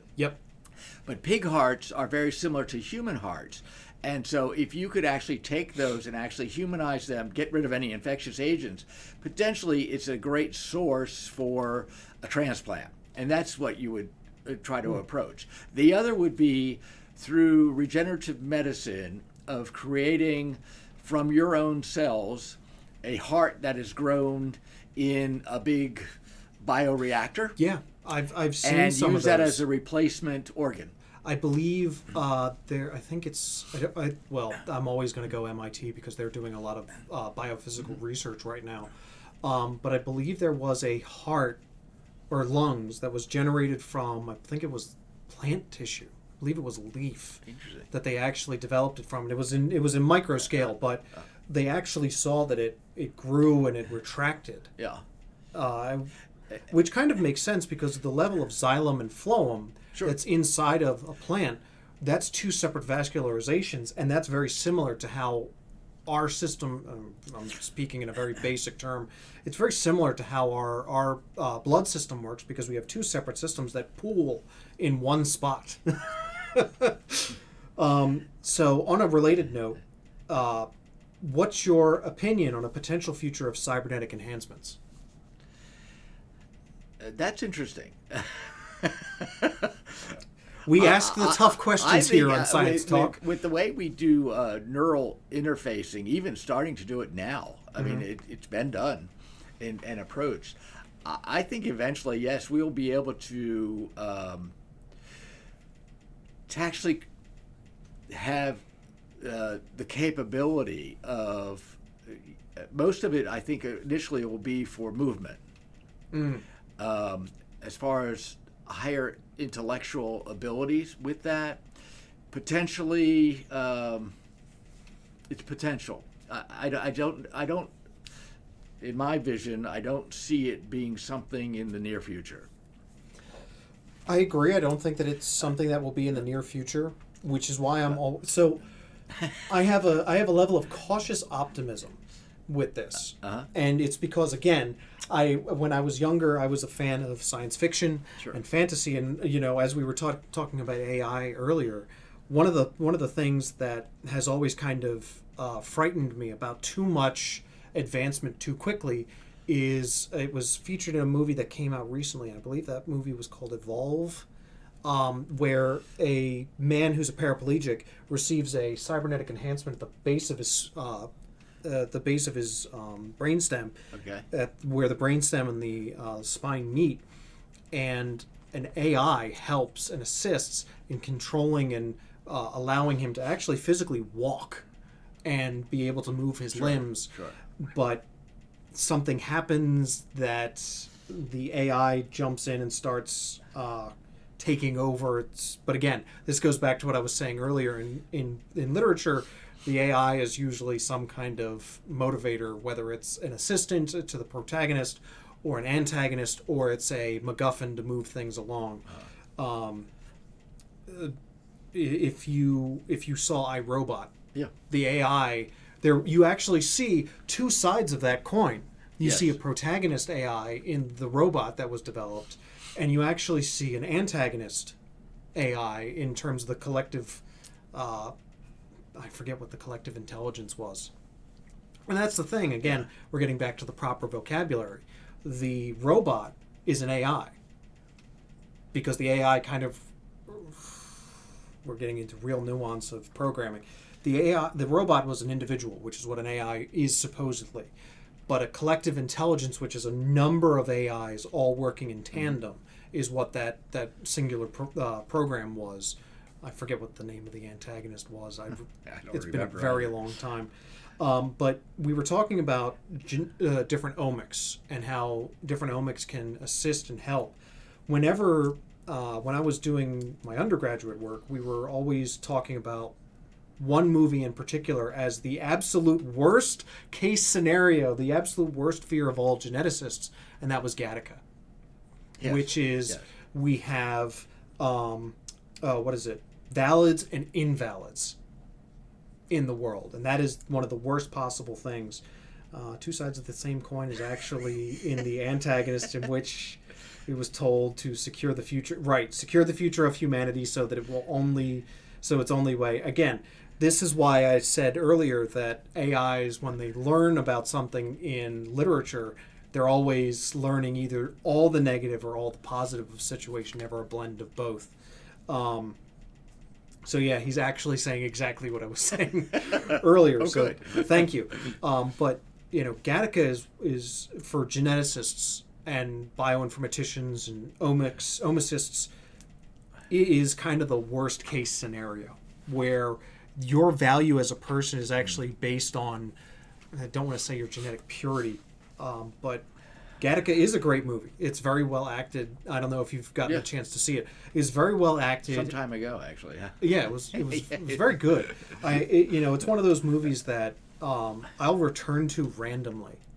I'll want to watch it, but I would say a more practical example of how our world could become if we focused solely on our genomics it's a Schwarzenegger movie, and that's called The Sixth Day, where we look at our genome and we're automatically putting a time frame on a disease based on that genomics. It's, how can I put it? Did you ever see the movie Dogma, which was a comedy film that Kevin Smith did? Chris Rock's character. But I don't remember it. Chris Rock's character is supposedly an apostle, and he says that Jesus told him exactly when and how he was going to die, and he's like, it took the fun out of, the last several years. And think about it. When you know the end point, it kind of does take the fun out of it. No, I enjoy Dogma. Don't get me wrong. I guess it would. I mean, in a way, part of this is my own philosophy, so forgive me for it.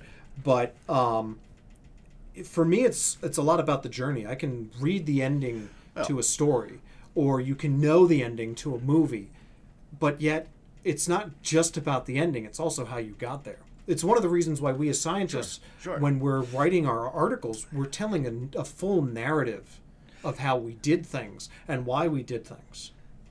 I think, again, somewhere in the jargon that we have, we do lose, a lot in translation. Yeah. Well, in many ways, what you're talking about is the meaning of life. Is what is life, right? It's the journey, a journey of something going on through time, right? Yep. And it's that journey that where we're now experiencing what? We're experiencing joy and sadness and strife and struggle, success. It all goes together. Well, all of those are the experiences that get you to an end point, right? And so it's all of that really gives you the meaning of why you're alive and why we live the way we do and try to strive the way we do and do the best we can and do what anybody does, right? I believe there's an Asian philosophy. I don't want to say it's Confucian, because I don't believe it is Confucian, but it's one tends to meet their destiny on the path they take to avoid it. So if you already know it, you're going to try and avoid it or change it. Well, yeah. And you end up, especially in literature, you end up meeting it. And again, this is my own philosophy on especially science, is that this is why I follow the data in it. Right. Because the data in and of itself is it's removed from all of that. It is what it is. It's the result of what you did.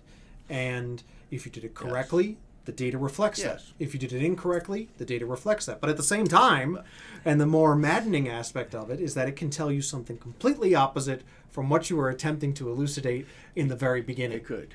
Like, It could. I think that's actually how you ended up on chlamydia pneumonia, isn't it? Is it not? Well, it was through a lot of serendipity of just asking a question, but it was putting information and using information that I had prior, and then getting new information from my colleague, Yeah. Dr. Hudson, and then just putting pieces together and asking a question. Yeah. So the serendipity is having been with the other individual in a meeting and talking about the issues, and then saying, okay, well, what if we just try this? What if we look for something without any preconceived notion that would be there? Yeah. So and that's where serendipity in science still works to this day. It is probably the most common way that discovery is made. Yeah.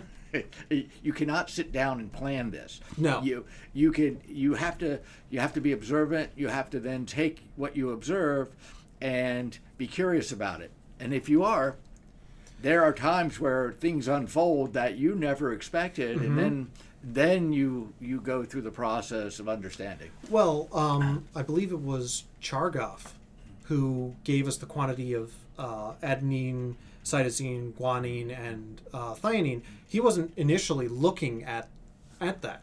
He was trying to figure out the concentration of one of them, and then he realized that they actually pair off. It again, like you said, it's serendipity. Right.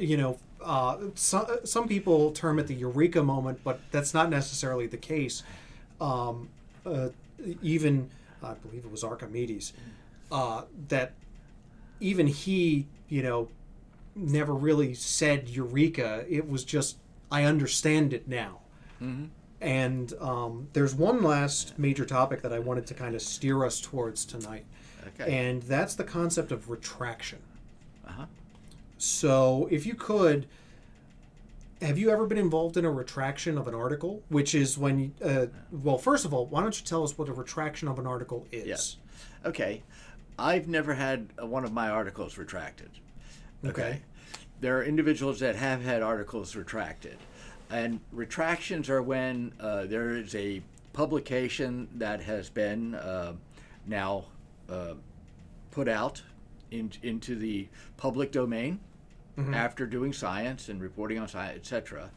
And then there are questions about the publication after it has already been published. And people look at the publication and they're evaluating what are the data that are being presented in the publication.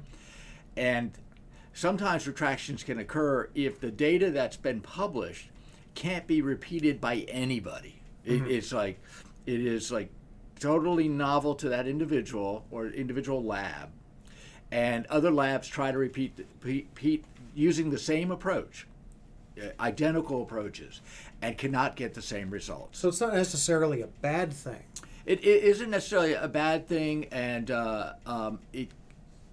in that regard, okay, because it could be an anomaly of what happened originally in somebody's work.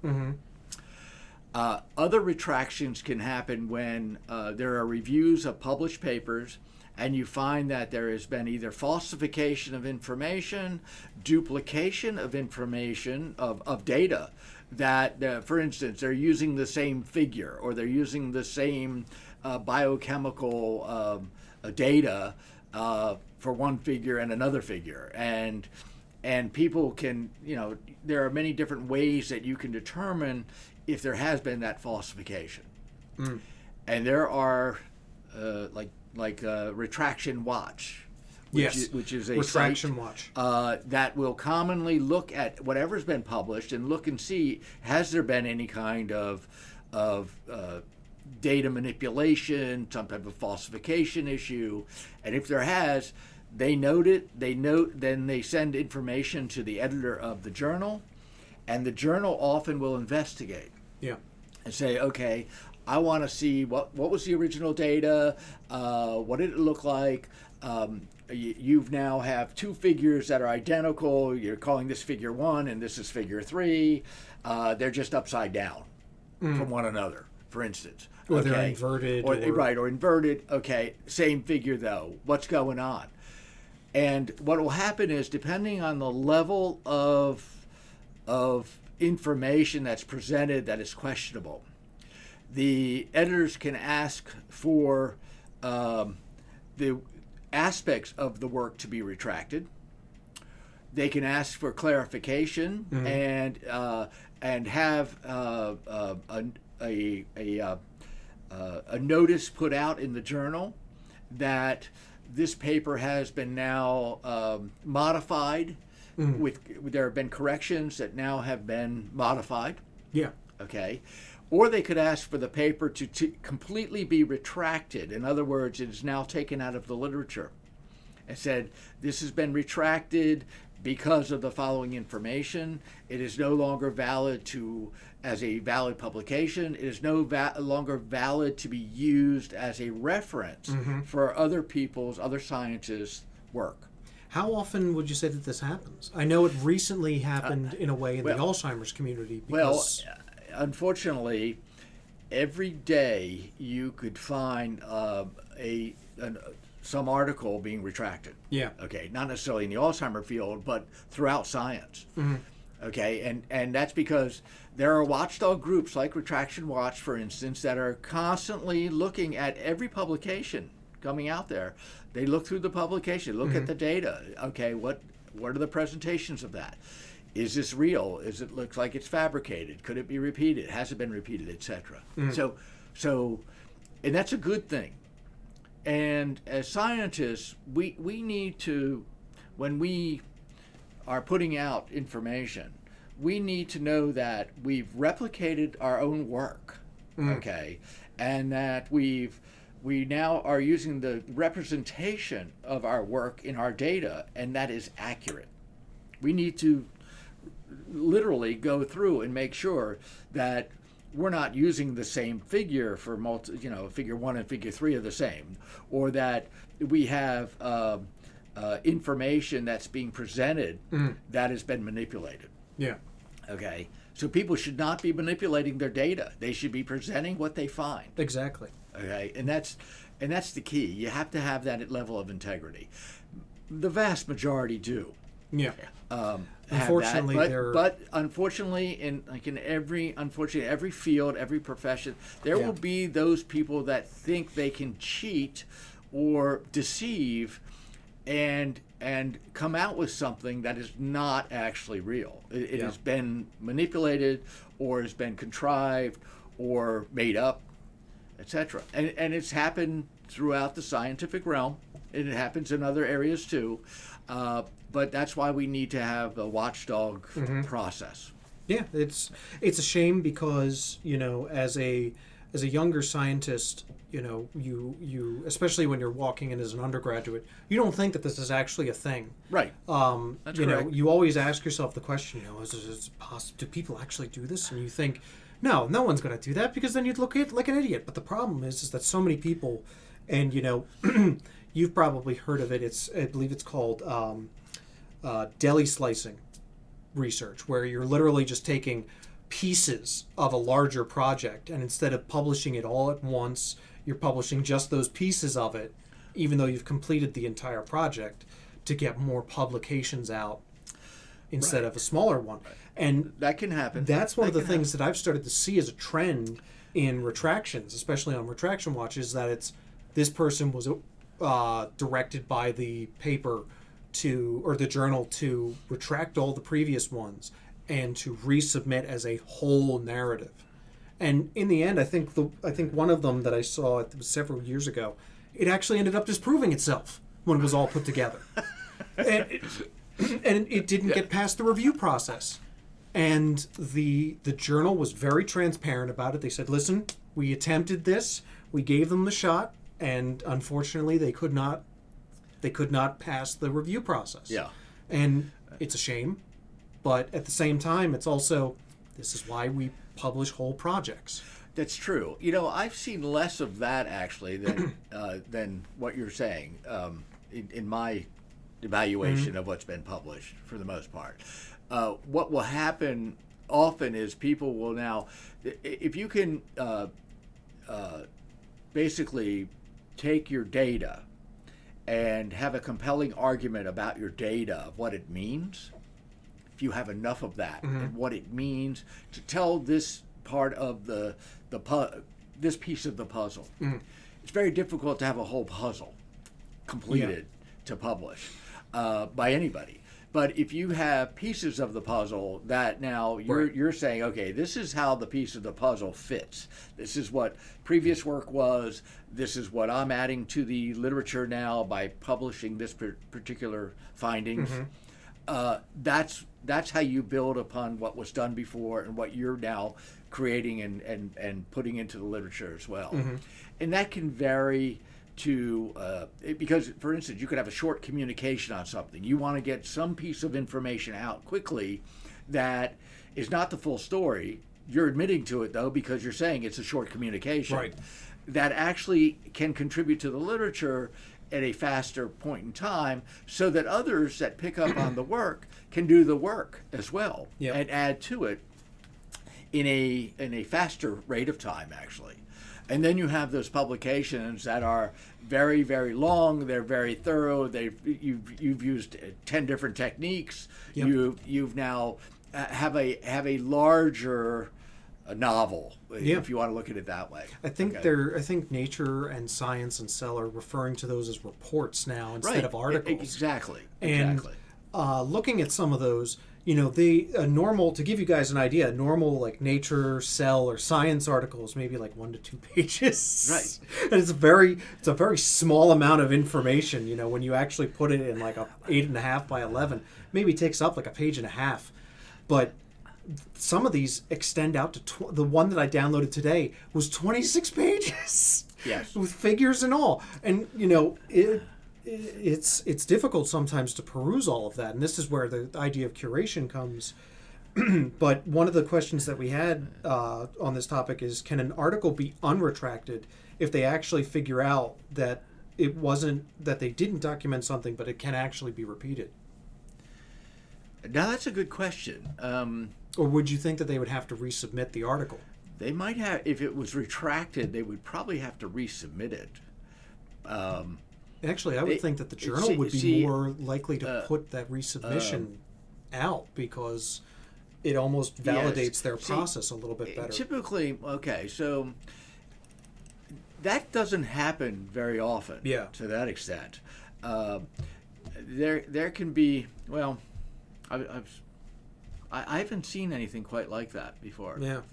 It's an interesting situation. I don't a lot of times when these retractions happen, it's either somebody is having difficulty repeating something, and then the journal asks them to repeat it. And I've seen several where it's the original researcher died, they can't reclaim the samples, so the article was retracted because there's no one able to do the repetition. Right.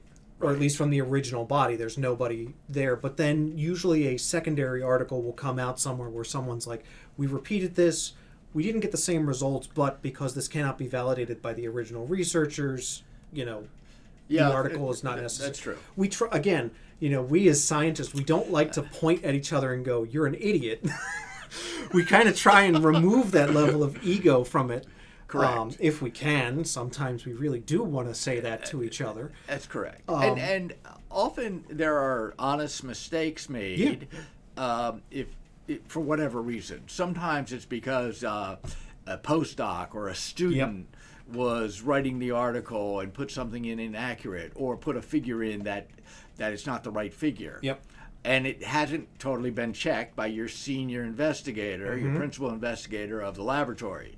Yeah. That can happen, and it has happened in large laboratories where it's very hard to now monitor everybody in your laboratory. Yep.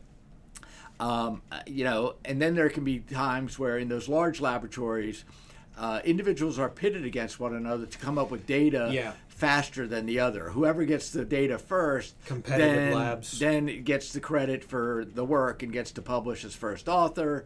Sometimes that's led to now falsification of information. It's a poor process. It shouldn't happen. It does happen, though, in some large labs.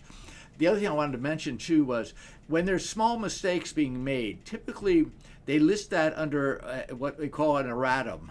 Yes. It's listed in the journal as an erratum, and it gives you the title of the article, and it directs you to the article that a particular type of mistake was made. The issue, the volume. Yeah. And for instance, it could be that you had a reference, improper reference.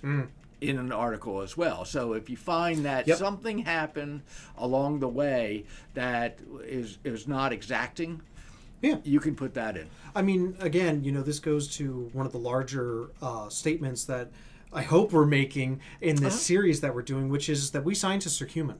We make mistakes. And yes, that can happen. Part of the journal process is, in theory, you have a reviewer or 3 or 4 or however many is desired for a particular article, and that review process, they're not just looking at your work, but they're also looking at your grammar, they're looking at your references, making sure that everything kind of pieces together properly. But as even you've told us, sometimes you get bombarded with these requests for review. Oh, yeah. And, you kind of have to ask yourself, are you almost like those district attorneys that are getting to spend 30 seconds on a case? That's a good point. Yeah. The caveat here is this, and what I typically follow, is having multiple eyes read through, check through whatever publication we are coming up with prior to it ever being submitted to a journal. Because you want to be able to have different views of the same work from different people, so that if you're as you're reading through, it's so familiar to you, sometimes you won't even pick up a misspelling. Because your mind is making it the right spelling, right? So having multiple eyes is the best policy, and that could be 2, 3, 4, 5 people. For instance, on the consensus paper, going back to the consensus paper, there must have been at least 20 people that have read through the consensus paper to look for any kinds of mistakes, and there still could be any kinds of mistakes, misspellings, words out of order, something that didn't jive in the way it was supposed to. No, I mean, and to a certain extent, there are some times when collaborators disagree on the semantics of a particular conjecture on a figure or in the discussion or conclusion section, and I've seen those arguments bog down the research. You misplaced a comma. Retraction. No, that's not necessarily how it works. The journal in the editorial process would step in and they would fix that. It's more like you put figure 1 3 times, and I think you might have meant to put figure 1 and then 2 different other figures later on. That would be a retraction, but even then, that would be a temporary retraction. It could be. Again, we're all colleagues in the end, and we don't want to point at each other and assume malevolence or wrongdoing in each other. So there is a process of resubmission, and you're actually given the benefit of the doubt originally. It's do us a favor, repeat the data that you are saying in here. A lot of time, actually, I think in that regard, they give you almost a year to a year and a half to repeat the data. It can be. It usually depends on the journal and what the problem was. Yeah, and I mean, again, we try as a scientific community to be as collegial as possible, but sometimes you give so many chances to the same people, and suddenly you have to start asking a much larger question, or even raising a much larger issue. Yeah. And that is the difficult part. So here's a question for you. With the requirements for review by many people, how hard is it to maintain confidentiality? Well, if this is sent to a reviewer, if the publication, your submission for a journal is sent to a journal, and they send it out to reviewers, there is a requirement for the reviewer to be the only person that reviews it. Yeah. You cannot go down the hall and ask your colleague to actually even look at it. Or some of the old institutions right. where the lab tech would right. You get actually a stack. have to agree that you would be the only one doing that. Okay. Yeah. And so it is something that is based on the integrity of the individual, and you're supposed to abide by that. Yeah. And most people do. I remember it'd be seldom would somebody just pass it along and say, "Oh, review this for me," and I'll just put that in. You wouldn't do that. There was, and I'm not going to name names because this wasn't a particular person's fault, but there was someone at an institution that I was at once, and what they found out was that the journal actually requested more information from the institution, and they said, we've been noticing that the reviews coming from this particular lab are very similar to a researcher that just started doing reviews for us. And what they ended up finding out was that a long-term, not postdoc, but he was a laboratory manager for someone that I worked for. He was actually doing the reviews for his PI. And then when he got his PhD and he started doing reviews, they started asking questions about it. They're like, this sounds exactly the same. I think he used like the same exact statement. Yeah, so that shouldn't happen. I mean, but again, these are some of the old vestiges that were there when I was a younger scientist that were still, again, I like to think that in an idealistic way, science has always been trying to better itself, but I do know that there's been a lot of work stealing over the years. There's been a lot of willful withholding of credit to some people. There's been a lot of ideas that technicians, students, lab managers have given that have just been taken by the PI. And I this doesn't happen here, and I'm very grateful for that. It's a very different culture. And in the greater Philadelphia area, I've also noticed that it's kind of an unwritten law around here that you just don't do that anymore. That doesn't happen anymore. Right. And I'm grateful that we as a scientific community are starting to, how can I put it? We're starting to mature in a better way.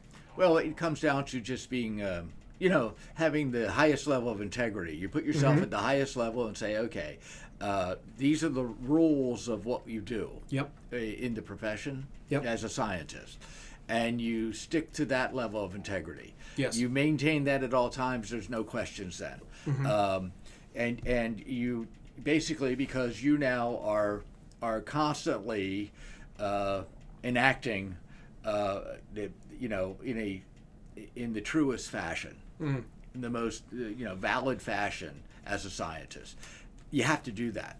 There should be no question that that's the case. No, you're absolutely right. And I heard one old researcher who was very much like a mentor to me. He once said that scientists almost need to take something akin to the Hippocratic Oath. That we need to have some sort of oath that scientists take when you receive your degree that basically kind of holds you to a very specific standard of saying, I am going to hold myself up to the highest of integrity, and I am not going to allow personal gain to infect it should my be work. self-policing. Yes. You should be able to do that. Yeah. I mean, that's... No. It shouldn't require others to actually, dictate that you have to maintain. It should be coming from... And, and I look at it this way. This is a profession in which you are trying to understand something in nature and biology. Yeah. Okay? At least as a biological medical researcher, etc. Okay, and you want to understand it from what is actual, what is real. Yes. What's there. So you approach it that way. And by approaching it that way, you're also approaching it with the highest level of integrity. When you see work coming from others, your assumption is, oh yeah, this is all valid. Yeah. Okay, when you see grants coming from others, they're proposing different projects to do different types of experiments. You're looking at that, going, okay, this is confidential. I can't share that information. I can't even use that information myself. It comes down to, you can judge the information. You can evaluate the information that's there, but you take responsibility that you're not going to take somebody else's work. Yeah. You're not going to do something somebody else is doing. You have your own approach, in essence. No, you're absolutely right. Looking at the time, it is nearly 7:00, and Wow. I want to again, Dr. Balin, I always appreciate you being on because you make it very easy to talk about science, and these conversations are very easy to have with you. So I greatly appreciate that. It's my pleasure to be here. And again, I can't thank you enough for being the first and most often guest that we've had so far. I greatly appreciate you, and I know our audience does because they've told me so. So Thank you. while I give our audience a couple of moments to form any final questions that they may have, I want to give you the floor, as I always do, to ask any question that you wish, whether it be of me or of our audience, or to tell us about something that you've got currently going on that you wish to talk about. Well, I think starting off the conversation about the consensus paper, that's probably the most exciting thing we have currently in trying to really have a consortium approach and a collaborative approach of trying to change the paradigm for understanding Alzheimer's disease and other neurological issues, other dementias. This probably also will translate eventually into neuropsychiatry and how we understand disease better of the nervous system. To me, we need this. We need to be able to consider how biology is in play here and come to some kind of understanding of the best approaches to take. So that is exciting to me. I think we can start to change how we view these different diseases and start doing something about them that's really realistic instead of the typical approaches that have been used for years now and going after the pathology and not really causation. So I'll leave it there. I could not have said it better myself. Our audience solely wants me to relate to you, just how much they appreciate you being here with us and talking with us. It really is. As one said, it's always a pleasure to have you back on again. And thank you. Well, thank you very much. I guess I should take us all home here. So, I want to thank you all for joining us tonight. Thank you for all staying. Thank you for coming late if you did. As always, if you wish to support the channel in a way, we do have a subscription option, but also one of the best ways for you to help us with this initiative that we're taking with Science Talk is to help us out on YouTube, to like the videos, to comment on them, and to subscribe. Oh, wait, hold on. We have a final silly question for you, Dr. Balin. What is the worst portrayal of a biologist you've seen on film or TV? Oh my God. I mean, we were talking about Reanimator before the stream. That's true. That really is a tough one. I would have to give that a lot of thought. Nothing comes to mind that is that outstanding that I saw in a sense of the worst biologist. Oh. I don't know. How about for you, Joe? I would say it really does depend. That's the thing. It depends on what you define as a worst portrayal of a biologist. Yeah. Is that someone who's just jumping to conclusions? Is that someone who is actively not following the data, or is that someone who's altering their data in some way, shape, or form? I mean, if you're going in a moralistic sense, I would go with Victor Frankenstein because he breaks the trust of a medical professional that's a good point. throughout the entirety of the story. You know, in a situation that he puts himself in, first he disgraces the cadaver because he's stealing it. The second thing is that he is further disgracing the cadaver by taking multiple pieces of several cadavers and putting them all together. And thirdly, he's disgracing what he's created as a scientist by rejecting it entirely. In multiple That's scenarios. Well put. I think. I would have to say in all media, I think Victor Frankenstein is one of the worst portrayals of a biologist or a medical researcher. But that's because of the way the character was made. Right. Kudos to Mary Shelley. If I'm not mistaken, she wrote that over a single weekend. Or at least the original version of the story. Again, I don't want to get too deep into it, but if I remember correctly, she wrote that over a single weekend, but she portrayed quite possibly the worst example. So the other thing that comes to my mind would be like Dr. Jekyll and Mr. Hyde. Yeah.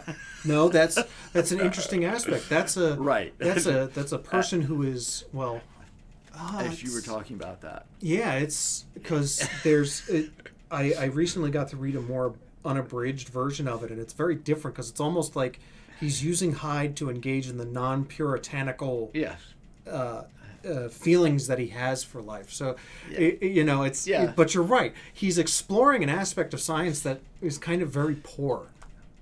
Yeah. So it just came to mind. No, as you were talking about that. Agreed. Good take. I mean, he is deliberately supposed to be the mad scientist. Yeah, you're right. Correct. No, very good point. Correct. Again, Dr. Balin, this is one of the reasons why I enjoy having you on, because we get to engage with our audience, but also you're the people that we work for in a way that we really don't get to do on a daily basis. Absolutely. So, again, here, let me try and take us home for the second time tonight. Again, the best way for you to assist us in this initiative that we have tried with Science Talk is to share it with people. If you can help us out by sharing the videos with people that you know, people who may be interested in it, again, treat this as if you would like a podcast almost.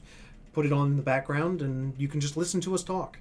And you can always contact me and I can always forward the questions that you may have that you didn't get to ask to Dr. Balin, to Dr. Bravo. In 2 weeks, we will actually have Dr. Fred Goldstein. And in 3 weeks, we will have Dr. Chen. I don't want to butcher her first name. It's Qian? Actually, she pronounces it as Chen. Oh, Chen. Okay. Yeah, Dr. Chen. So, I never want to butcher somebody's name. As someone who has a last name that is difficult, I don't like to butcher anybody's name for any reason. But anyway, I want to thank you all for joining us tonight. I hope you guys had fun. I know that Dr. Balin and I did. I hope you can join us next time. See you all later. So long, and thanks for all the fish, everybody. Bye-bye.